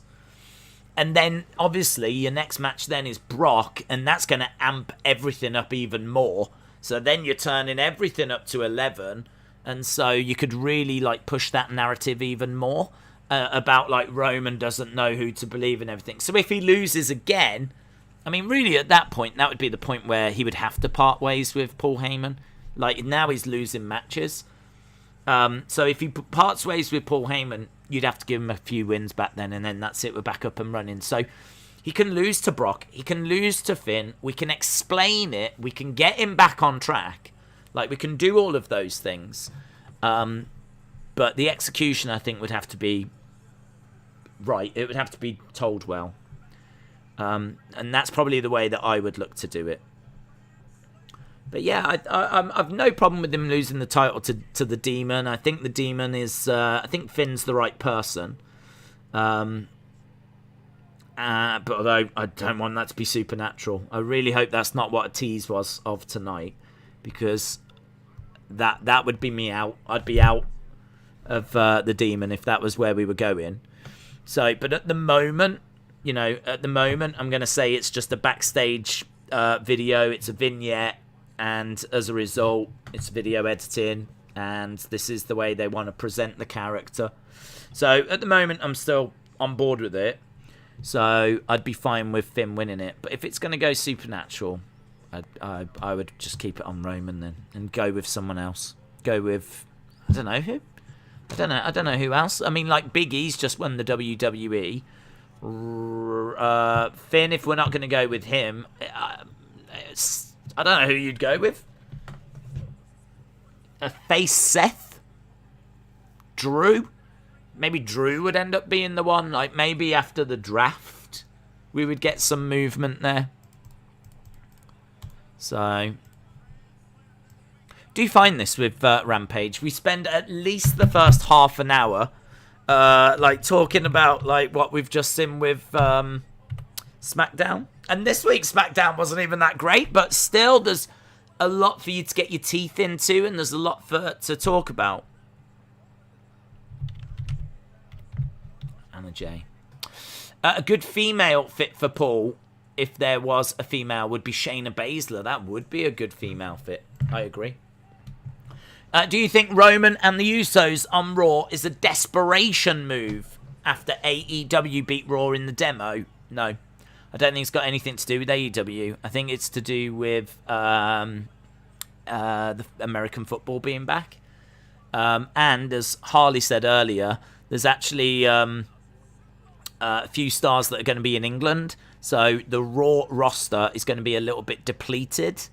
So I think the American football is back, and that's hurting. So I think they might have looked to have just boosted that a little bit to help make them a bit more competitive. But also with Raw being in England, I think it's not desperation, but I think they need something with quite a few stars over in England doing shows. They've had to draft in some SmackDown talent. Shola said, to be fair, Rampage has been just as weak as SmackDown. Cross is a great promo. He certainly does not need Paul to be a mouthpiece. No, it doesn't need it for the mouthpiece, but it would legitimize him. So at the moment, Cross is someone that's a very good promo, but is not seen as like a main event, or, you know, I don't know that he's got the respect that he would have if he was a Paul Heyman guy. So, yeah, you would do it for that reason. But yeah, he is a great promo. The thing with Cross is that, I mean, people won't want Heyman, they'll want Scarlett. So that would be the only reason I wouldn't really look to do Cross, is that people would want Scarlett. We're underway with Bunny against Anna Jay. I thought I'd written that in there. I swear I just did.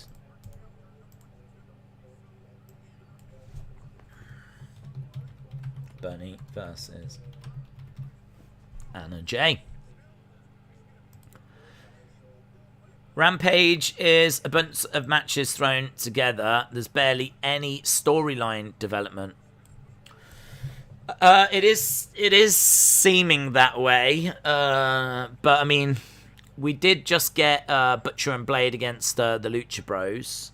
So, you know, that was a match. I mean, we are seeing matches being made on Dynamite that then pay off on Rampage. And of course, it was Rampage where CM Punk first arrived, so can't say that there's never anything of significance that happens. Am I right in saying that Christian lost the title on Rampage? Won the title on Rampage, wasn't it? Christian, Kenny in the first Rampage, and Christian won the belt.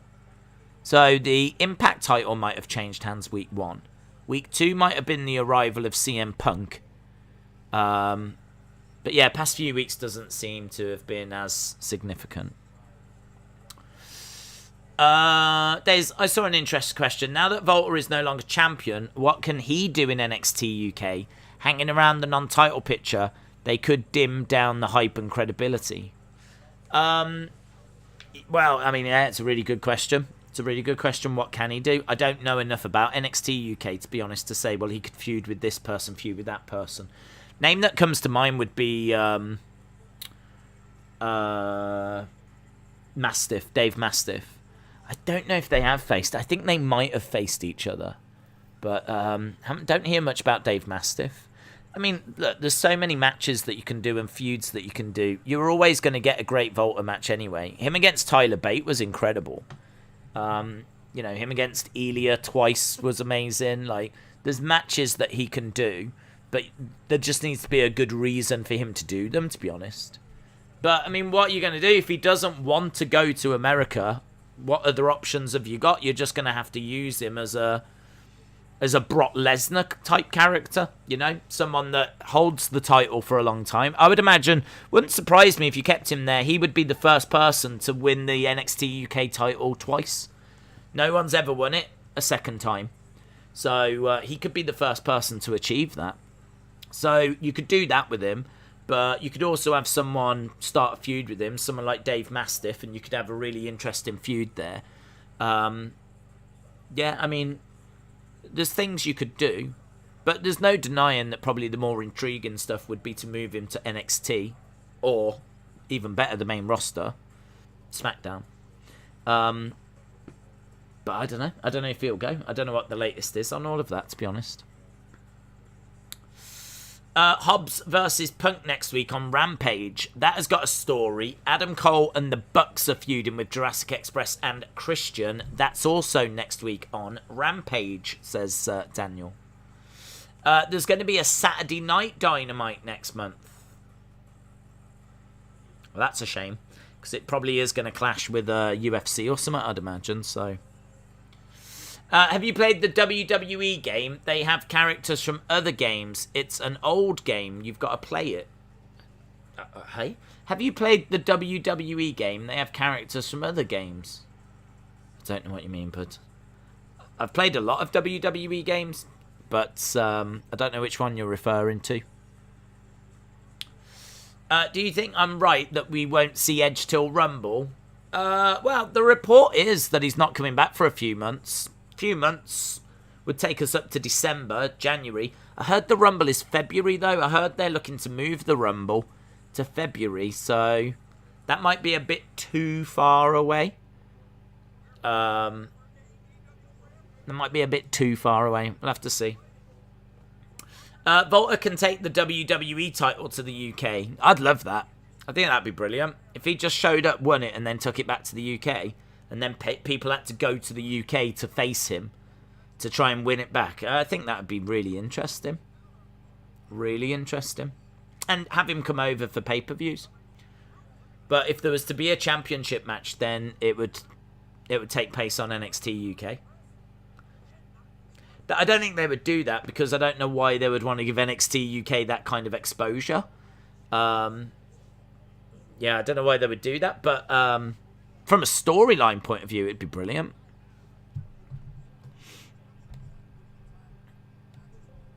Right, we're still underway with Anna Jay and Bunny.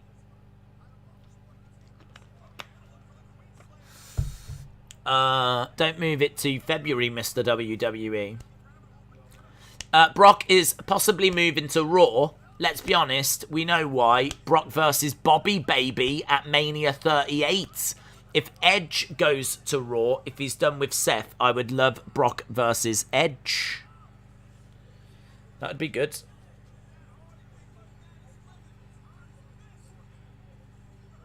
Okay, so Anna Jay has won. Bunny is annoyed. So Bunny is attacking now. Ty Conti has come in and she's throwing forearms on the Bunny. Penelope's coming in.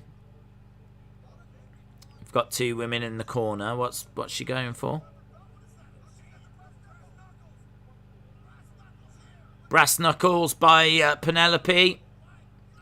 Ty Conti gets knocked out.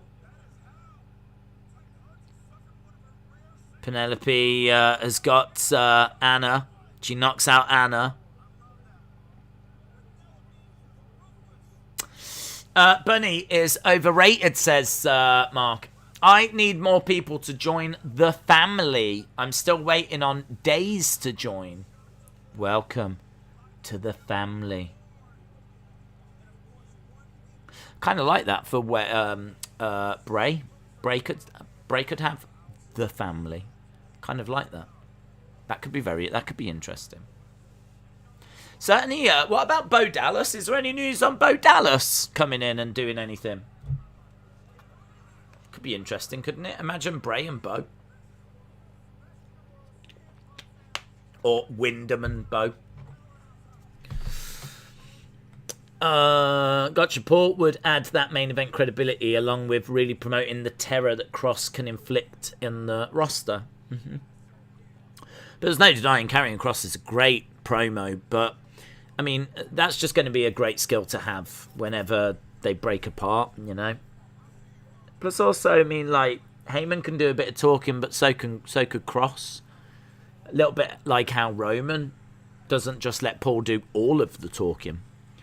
So yeah, there's definitely things that you could get out of it. Right, I don't know what we've got now. We've got Tony in the ring. We've got Matt Hardy pacing around.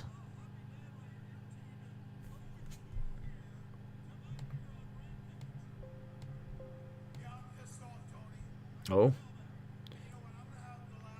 Matt is peed off. Anna Jay's going to pay next week.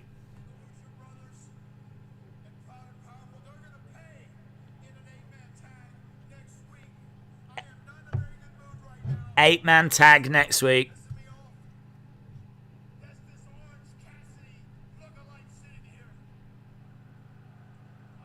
Yeah. This Orange Cassidy lookalike is peeing me off.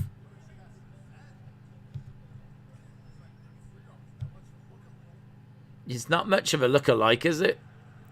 This Orange Cassidy guy in the crowd gives thumbs up. Grabs him. Pulls him over.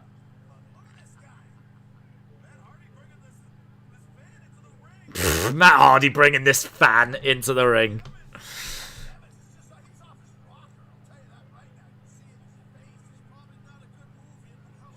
Matt Hardy's got scissors on him. Twist of fate. He's going to cut the hair of this fan. I don't know what this is. So is this... Is he? So he's basically attacking Orange Cassidy fans. It's kind of interesting. It's interesting.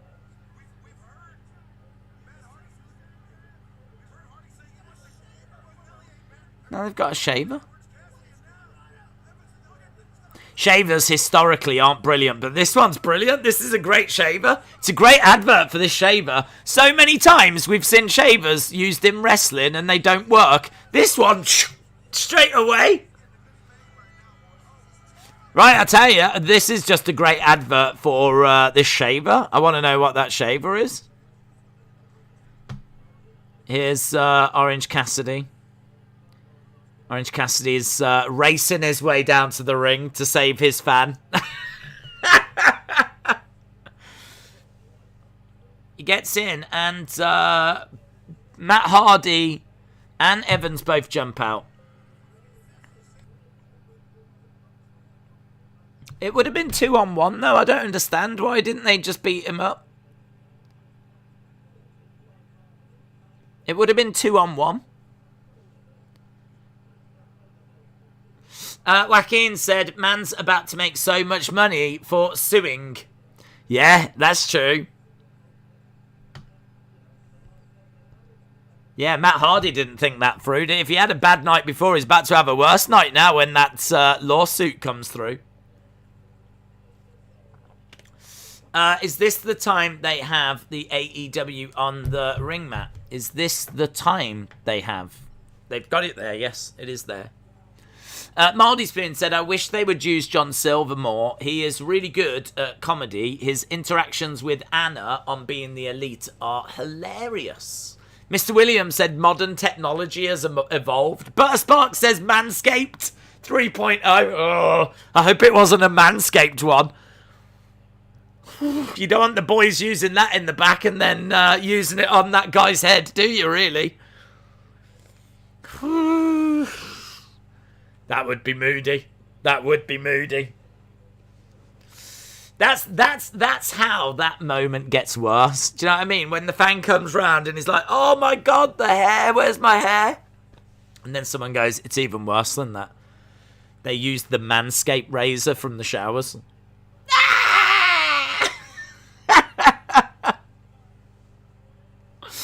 You'd need shots, wouldn't you? You'd have to go and get your jabs. God only knows what you'd have caught. He's a fake fan. Harley, good night, bud. That was a WWE segment, says James Chadwick. Yeah, it was. You know exactly what that is with the haircut. Hennig and Hayes shots. Do you think so? This is pre-recorded. I mean, they will have known that that would have been there. Would it? Don't know.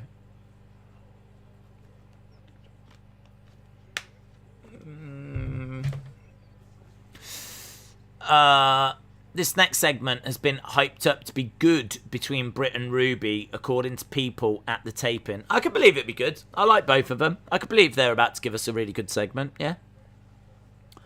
How much are we going to see Matt Hardy tonight? I think we're done. Moldy Spoon said, I used my grandma's Manscaped shaver for my beard. Oh my God, that's a horrific sentence. Everything about that sentence is awful. Awful. Shaquem said, not a good show. J14 said he's going to be itchy. Legend Killer is watching AEW Rampage. CCSYT said for sure it's exactly how they cut the ponytail.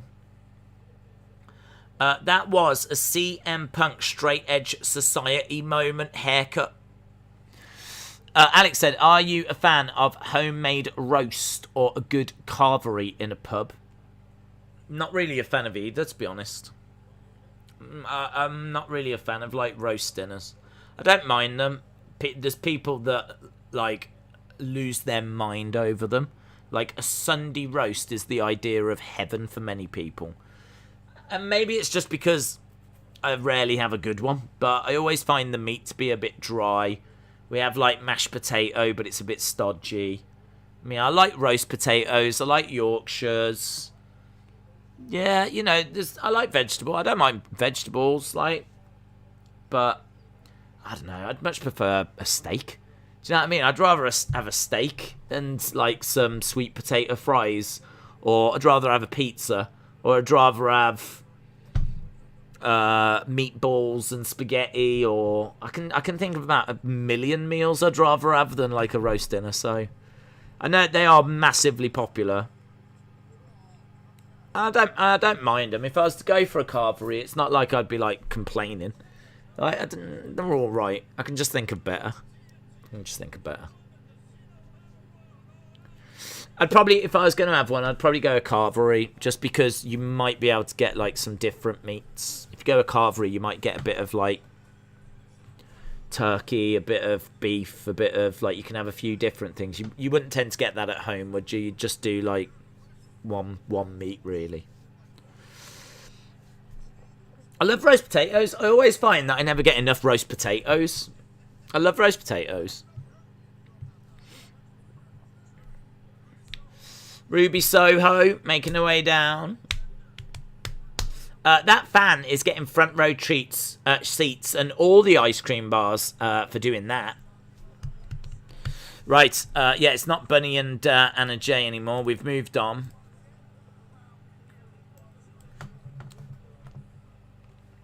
Right, Ruby and Britt.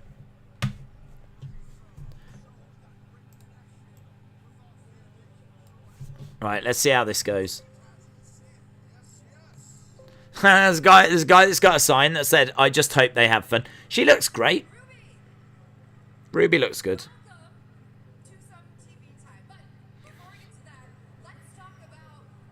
She's wearing a beanie. She's channeling her inner wrestling days.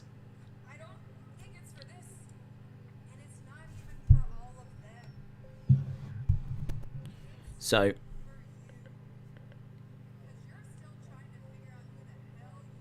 you're trying to figure out who the hell you are.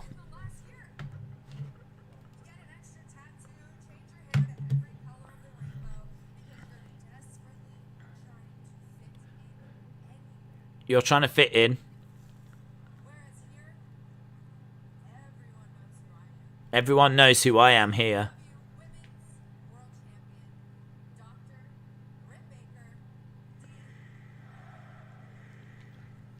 So Britt Baker doesn't even have to say DMD. The crowd say it for her.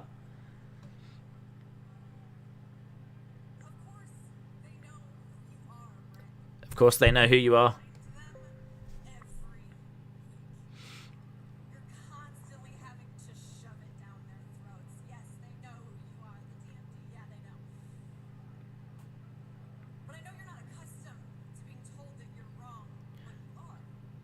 I know you're not accustomed to being told that you're wrong, but you are.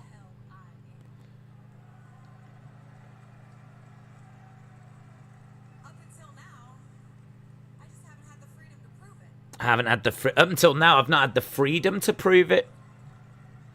Let's flip the script here. Let's talk about you.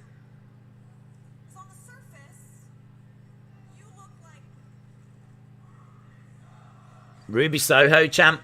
So Ruby Soho saying that she hasn't had the freedom to show who she is up till now is enough to draw Ruby Soho chance.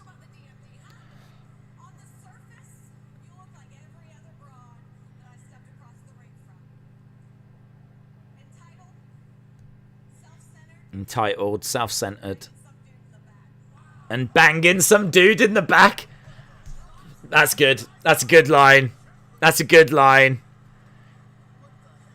You're entitled, you're self-centered, and you're banging some dude in the back. She should say, right now, she should go, how is Tony Khan? Because everyone thinks she's on about Adam Cole. Imagine if she planted a seed that she was banging Tony Khan. That'd be amazing. That's what I would do. She could go, and I'm not even talking about Adam Cole.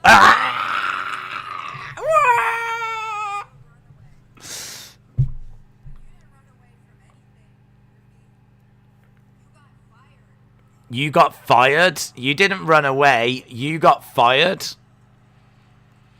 Yeah, this is a great segment. It's a great segment because it's all based on reality. Ruby talking about... It seems like they've just let them go out and just promo at each other. I did. But it turns out it was the best damn thing to ever happen. Ruby says you're not wrong. I did, but it turns out that's the best thing that ever happened. Brought me right here to AEW and to this moment where I'm standing into the ring looking into your eyes. And I want you to really look at me. Really look at me, Britt. I want you to see the woman. This feels like a battle of equals, doesn't it? Surprised you can see much of anything with your head so far up Tony Khan's ass. I'm surprised you can see much of anything with your head so far up Tony Khan's backside. The matter is, you can call yourself all your nicknames, you can remind these people who you are, but after Dynamite next week, when I beat your ass in New York City and take your title, the one thing you won't be able to call yourself It's champion. The one thing you won't be able to call yourself is AEW Women's World Champion. She goes to hit her with the belt. Takedown by Ruby. Ruby throwing some shots. Doesn't need that. It's not a problem. It just doesn't need it.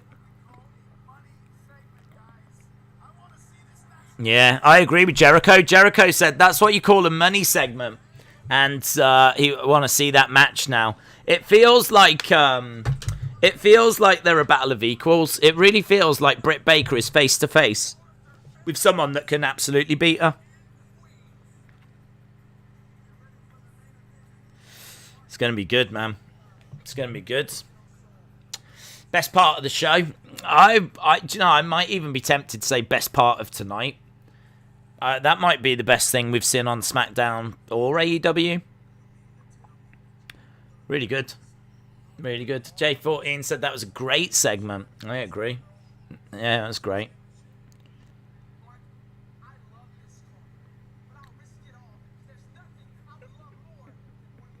Fuego Del Sol said he loves this car, but he is going to risk it. I forgot he's put his car on the line. This is silly. Nothing will top that tonight. That was the best women's sound-off that I've seen, says Moldy Spoon. Stephanie said, have you ever liked John Cena and the two guys that were black? I watched WWE before. You got to play the new game. It's the best. Did you like the game? I don't know what you mean, buddy. I don't know what you mean. 2K20 is a bit glitchy, isn't it? Everyone's waiting for 2K22 that's next year. Did you like the game? I didn't play it. I didn't play it because the reviews weren't great. They have a card game. I saw the card game. The card game's Supercard, isn't it? On the mobiles, if it's that one. I played the first season of that, and I really enjoyed it. But then, like, they kind of went to season 2, and it all changed, and like your cards weren't worth as much as they were before, and it was all like, I don't know, it lost me. I was like, forget this. I'd put lots of time in Supercard, actually. That was just before the channel. End of 2015, I played Supercard quite a bit. I downloaded it, and it's really addictive, Supercard, if you've ever played it. Really addictive. So, like, you know, you get cards, and you have to power them up, and you power them up by like battling them, and the more you win, the more points you get, and you just keep powering up your cards, and that powers up your whole deck, and then like that means you can battle higher ranked opponents, and you can fuse cards together and all this kind of stuff, and they have special edition cards, and it's really addictive. It was really good. I'm pleased that I stopped though, because it's the kind of thing that I would have wasted a lot of time on the game, a lot of time, like at days and days and days, just in my spare time, just trying to play the game. So yeah, I'm kind of glad I did step away, but when I played it, it was fun. And I think if you're a kid or something, it's cool. But if you're me and you've got things to do, you know what I mean? Whereby, got to set up streams, got to make thumbnails, got to do research for UFC, need to keep an eye on Premier League fantasy teams, need to watch AEW, need to watch WWE, blah, blah, blah, blah, blah. I haven't got time to be playing Supercard. Fuego versus Miro. Winner gets Lana. Brony, shout out to you. Bye-bye, Fuego and his car. It's going to be Miro. Fuego is fire. BBB Yipsy said, would love to see Ruby Soho win a championship. Always thought she should have got some sort of championship in WWE. I agree. I completely agree. Zoom Station said Miro murdered this guy 3 weeks ago. Is he really going to lose the car, or is this going to be a 1, 2, 3 kids Razor Ramon moment? Is it going to be like... can't get a read of it, to be honest. I can't tell.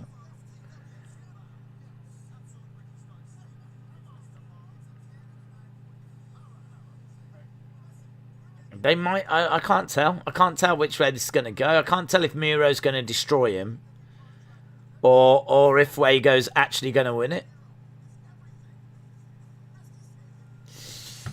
Why is Roman going to be on Raw? Is the brand split over? No, he's just going over there for a one-off, I think.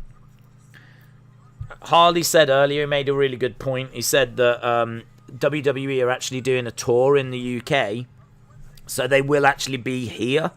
Not everyone, but like a good chunk of the Raw roster will be here. So that means that Raw's going to have a smaller roster on Monday. So I think they're just bringing in some talent just to pad it out.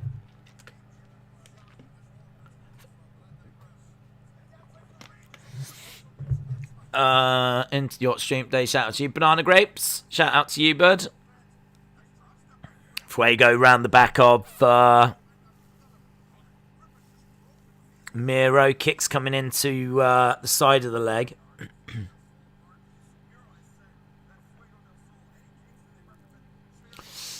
To help Raw ratings out, says Keenan. But it definitely is going to do that as well, yes.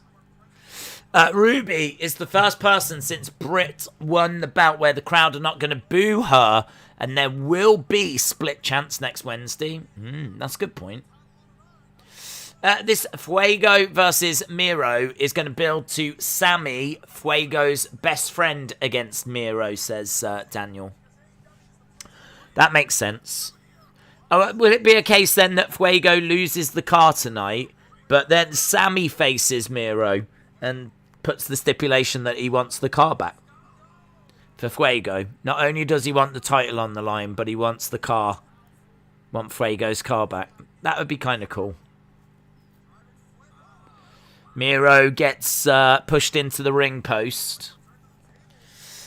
Ruby jumping to the top and getting over on everyone is one of the worst moves I've seen AEW make. Jumping over Thunder Rosa and so many others that were earning it. She botches and doesn't sell well, says Ponton21. That's interesting. That's really interesting. Miro picks up Fuego. Fuego gets thrown into the crowd, gets thrown on top of someone. Did he get thrown onto a fan? Did Fuego just get thrown onto an actual fan?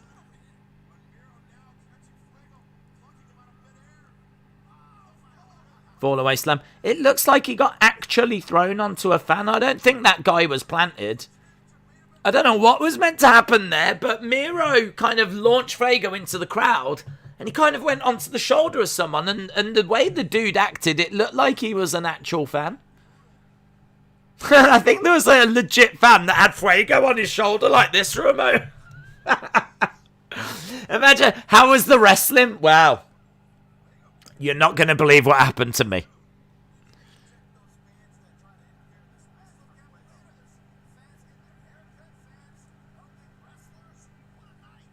Yeah, Jericho said there's fans getting their haircuts and there's fans helping wrestlers. What a night.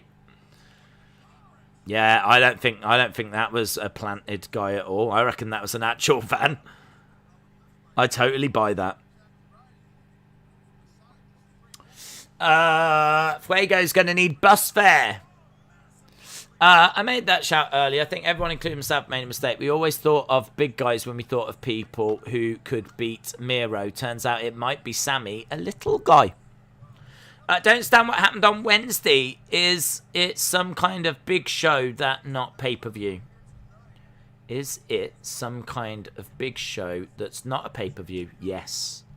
Next Wednesday is a big show that's not a pay-per-view. It's on a Wednesday night. It's they're basically doing Dynamite from Arthur Ashe, which is where the US Open's held. So they're doing Dynamite from there. So rather than it just being Dynamite, they're calling it Grand Slam, Dynamite Grand Slam, or Grand Slam Dynamite, whichever way round. So yeah, it is a big show. Yes. Black got thrown into Grimm's girlfriend. Grimm got mad and tried punching Black and got into trouble for it. Did he? Did he? I didn't know this.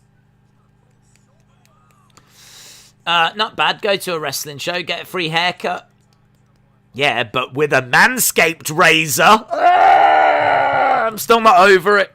Even though it might not be true. In my mind it is. Xavier said Bloodline New Day on Raw. Yeah, good. That'll be good. I'm looking forward to that. Genuinely looking forward to that. That'll be interesting. Picture in picture. Oh, you're on picture in picture. We are 7 minutes away from the end. This is our main event. 7 minutes from the end. When do you think Lana will debut in AEW? Or do you think she's doing other projects? I think she's doing other projects. I'd imagine she's trying to be queen of TikTok, isn't she, or something?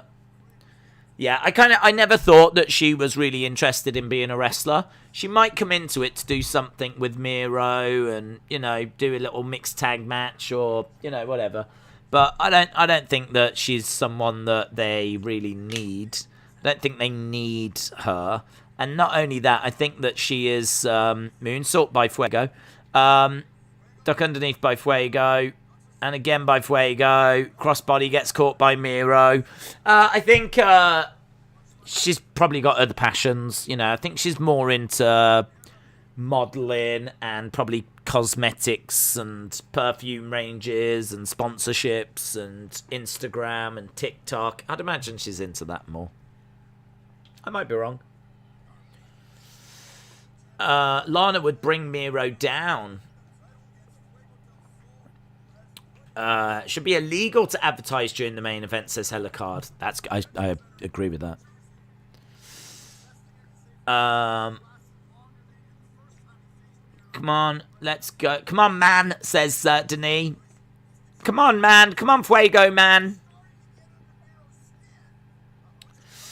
Imagine Lana versus Britt. Who do you think the crowd would root for? Lana. Tick tock, tick tock, tick tock. I should imagine when Karrion Kross comes out and he's like, tick tock. Lana's like, what? Did someone say tick tock? Who said tick tock? I'm a savage. And a booty nasty. Oh. booty, ratchet, And Miro's like, no, calm down. It's not that TikTok. She's like, all right. Well, I'll be over here. Give me a shout if you need me. I'll be over here. And then she hears it again. Tick tock. So I say TikTok. I'm a savage. Booty, nasty. Booty, ratchet.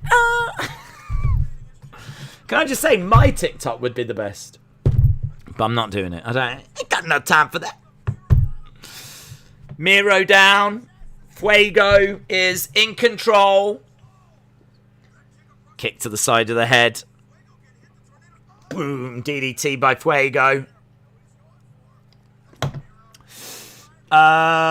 Who's carrying? You mean Kinky? Yeah, I meant Kinky. TikTok chants versus DMD chants. I'd be chanting. I'm sorry, I'd chant TikTok. So as much as we might believe that Britt would get the better chance or the more chance, surely the irony of chanting TikTok or chanting Lana, surely that would be bigger. People would be like DMD, DMD. But then if someone started a TikTok chant or something like that, then or Mrs. Miro, Mrs. Miro. I'm pretty sure that would catch on then. People would want to chant that more than D&D. Miro. Can you imagine wrestling names were spelt like they're said? Tonight we have Miro versus Fuego, says. Here we go. Boom. Kick to the side of the head. Fuego goes down. Rolls him. 1, 2, 3. The car's gone.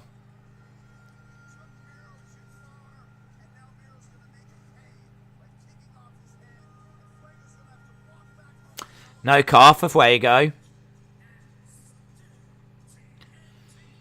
Does Miro even need that car?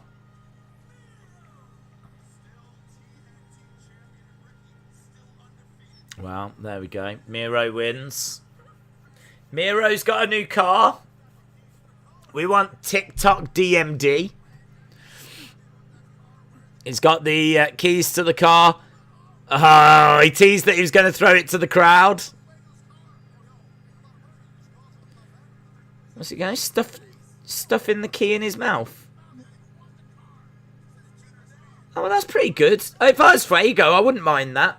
If he's gonna shove the keys in my mouth and then like choke me out, whatever. As long as I wake up and I've still got the keys.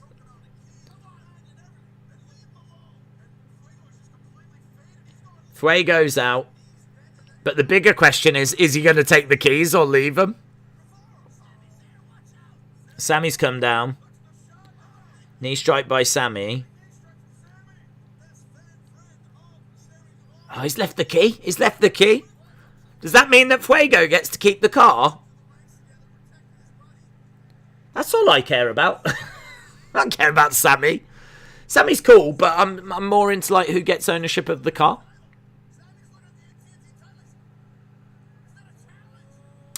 Sammy is grabbing the TNT title. 7 out of 10.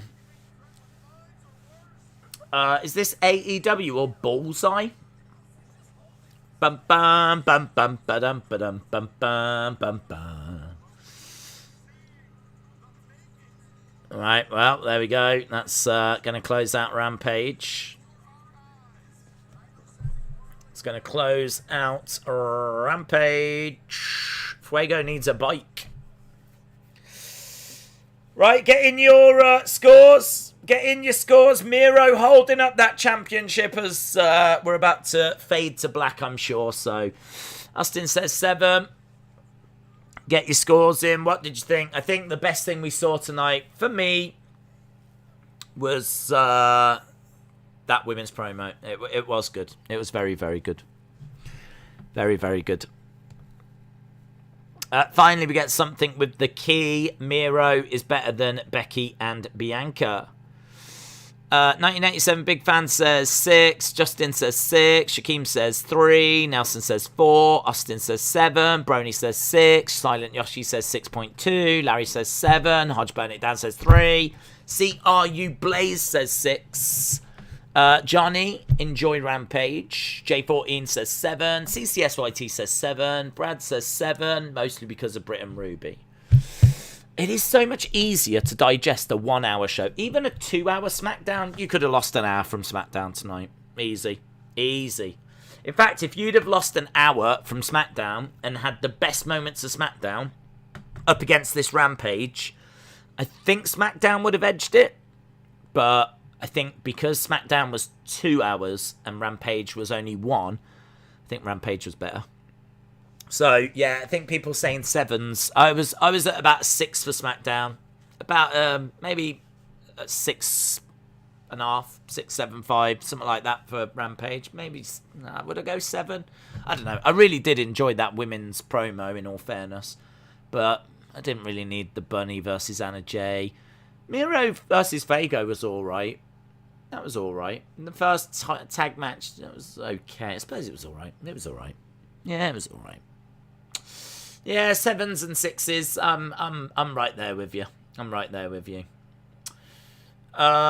Days, did I call that to a T? Yeah, I mean, it is a pre-recorded show, so don't go looking for praise from me. Don't go looking for praise when it's a pre-recorded show, because you'll get no praise here, young man. Rampage still kind of sucked, though. The promo was the only good thing. Mr. Williams said, imagine if Raw was just an hour. Imagine if there was no Raw. Yeah, look, Raw being an hour would be so much more palatable. Right, that's it. We're done. We're done for the evening. We need to be done because I'm back in a few hours' time. So we are done for the evening. Big shout out to everyone that joined us. I hope you enjoyed SmackDown. I hope you enjoyed Rampage. If you didn't, I hope you got something from the two mashed together. I think the women's thing was definitely excellent. So, done for another week. We're back tomorrow for the Premier League over on Football Days. If you are a fan of Premier League football, we are back tomorrow night with UFC. A big card as well. Big card. So, yeah, we've got that. And then Sunday, we are going to look to do a wrestling stream, which I'm thinking it might be predictions for Extreme Rules, but we'll see when we get to it. But we've got Premier League in the day as well, so loads of football, UFC, definitely a wrestling stream on Sunday as well, so plenty on the way.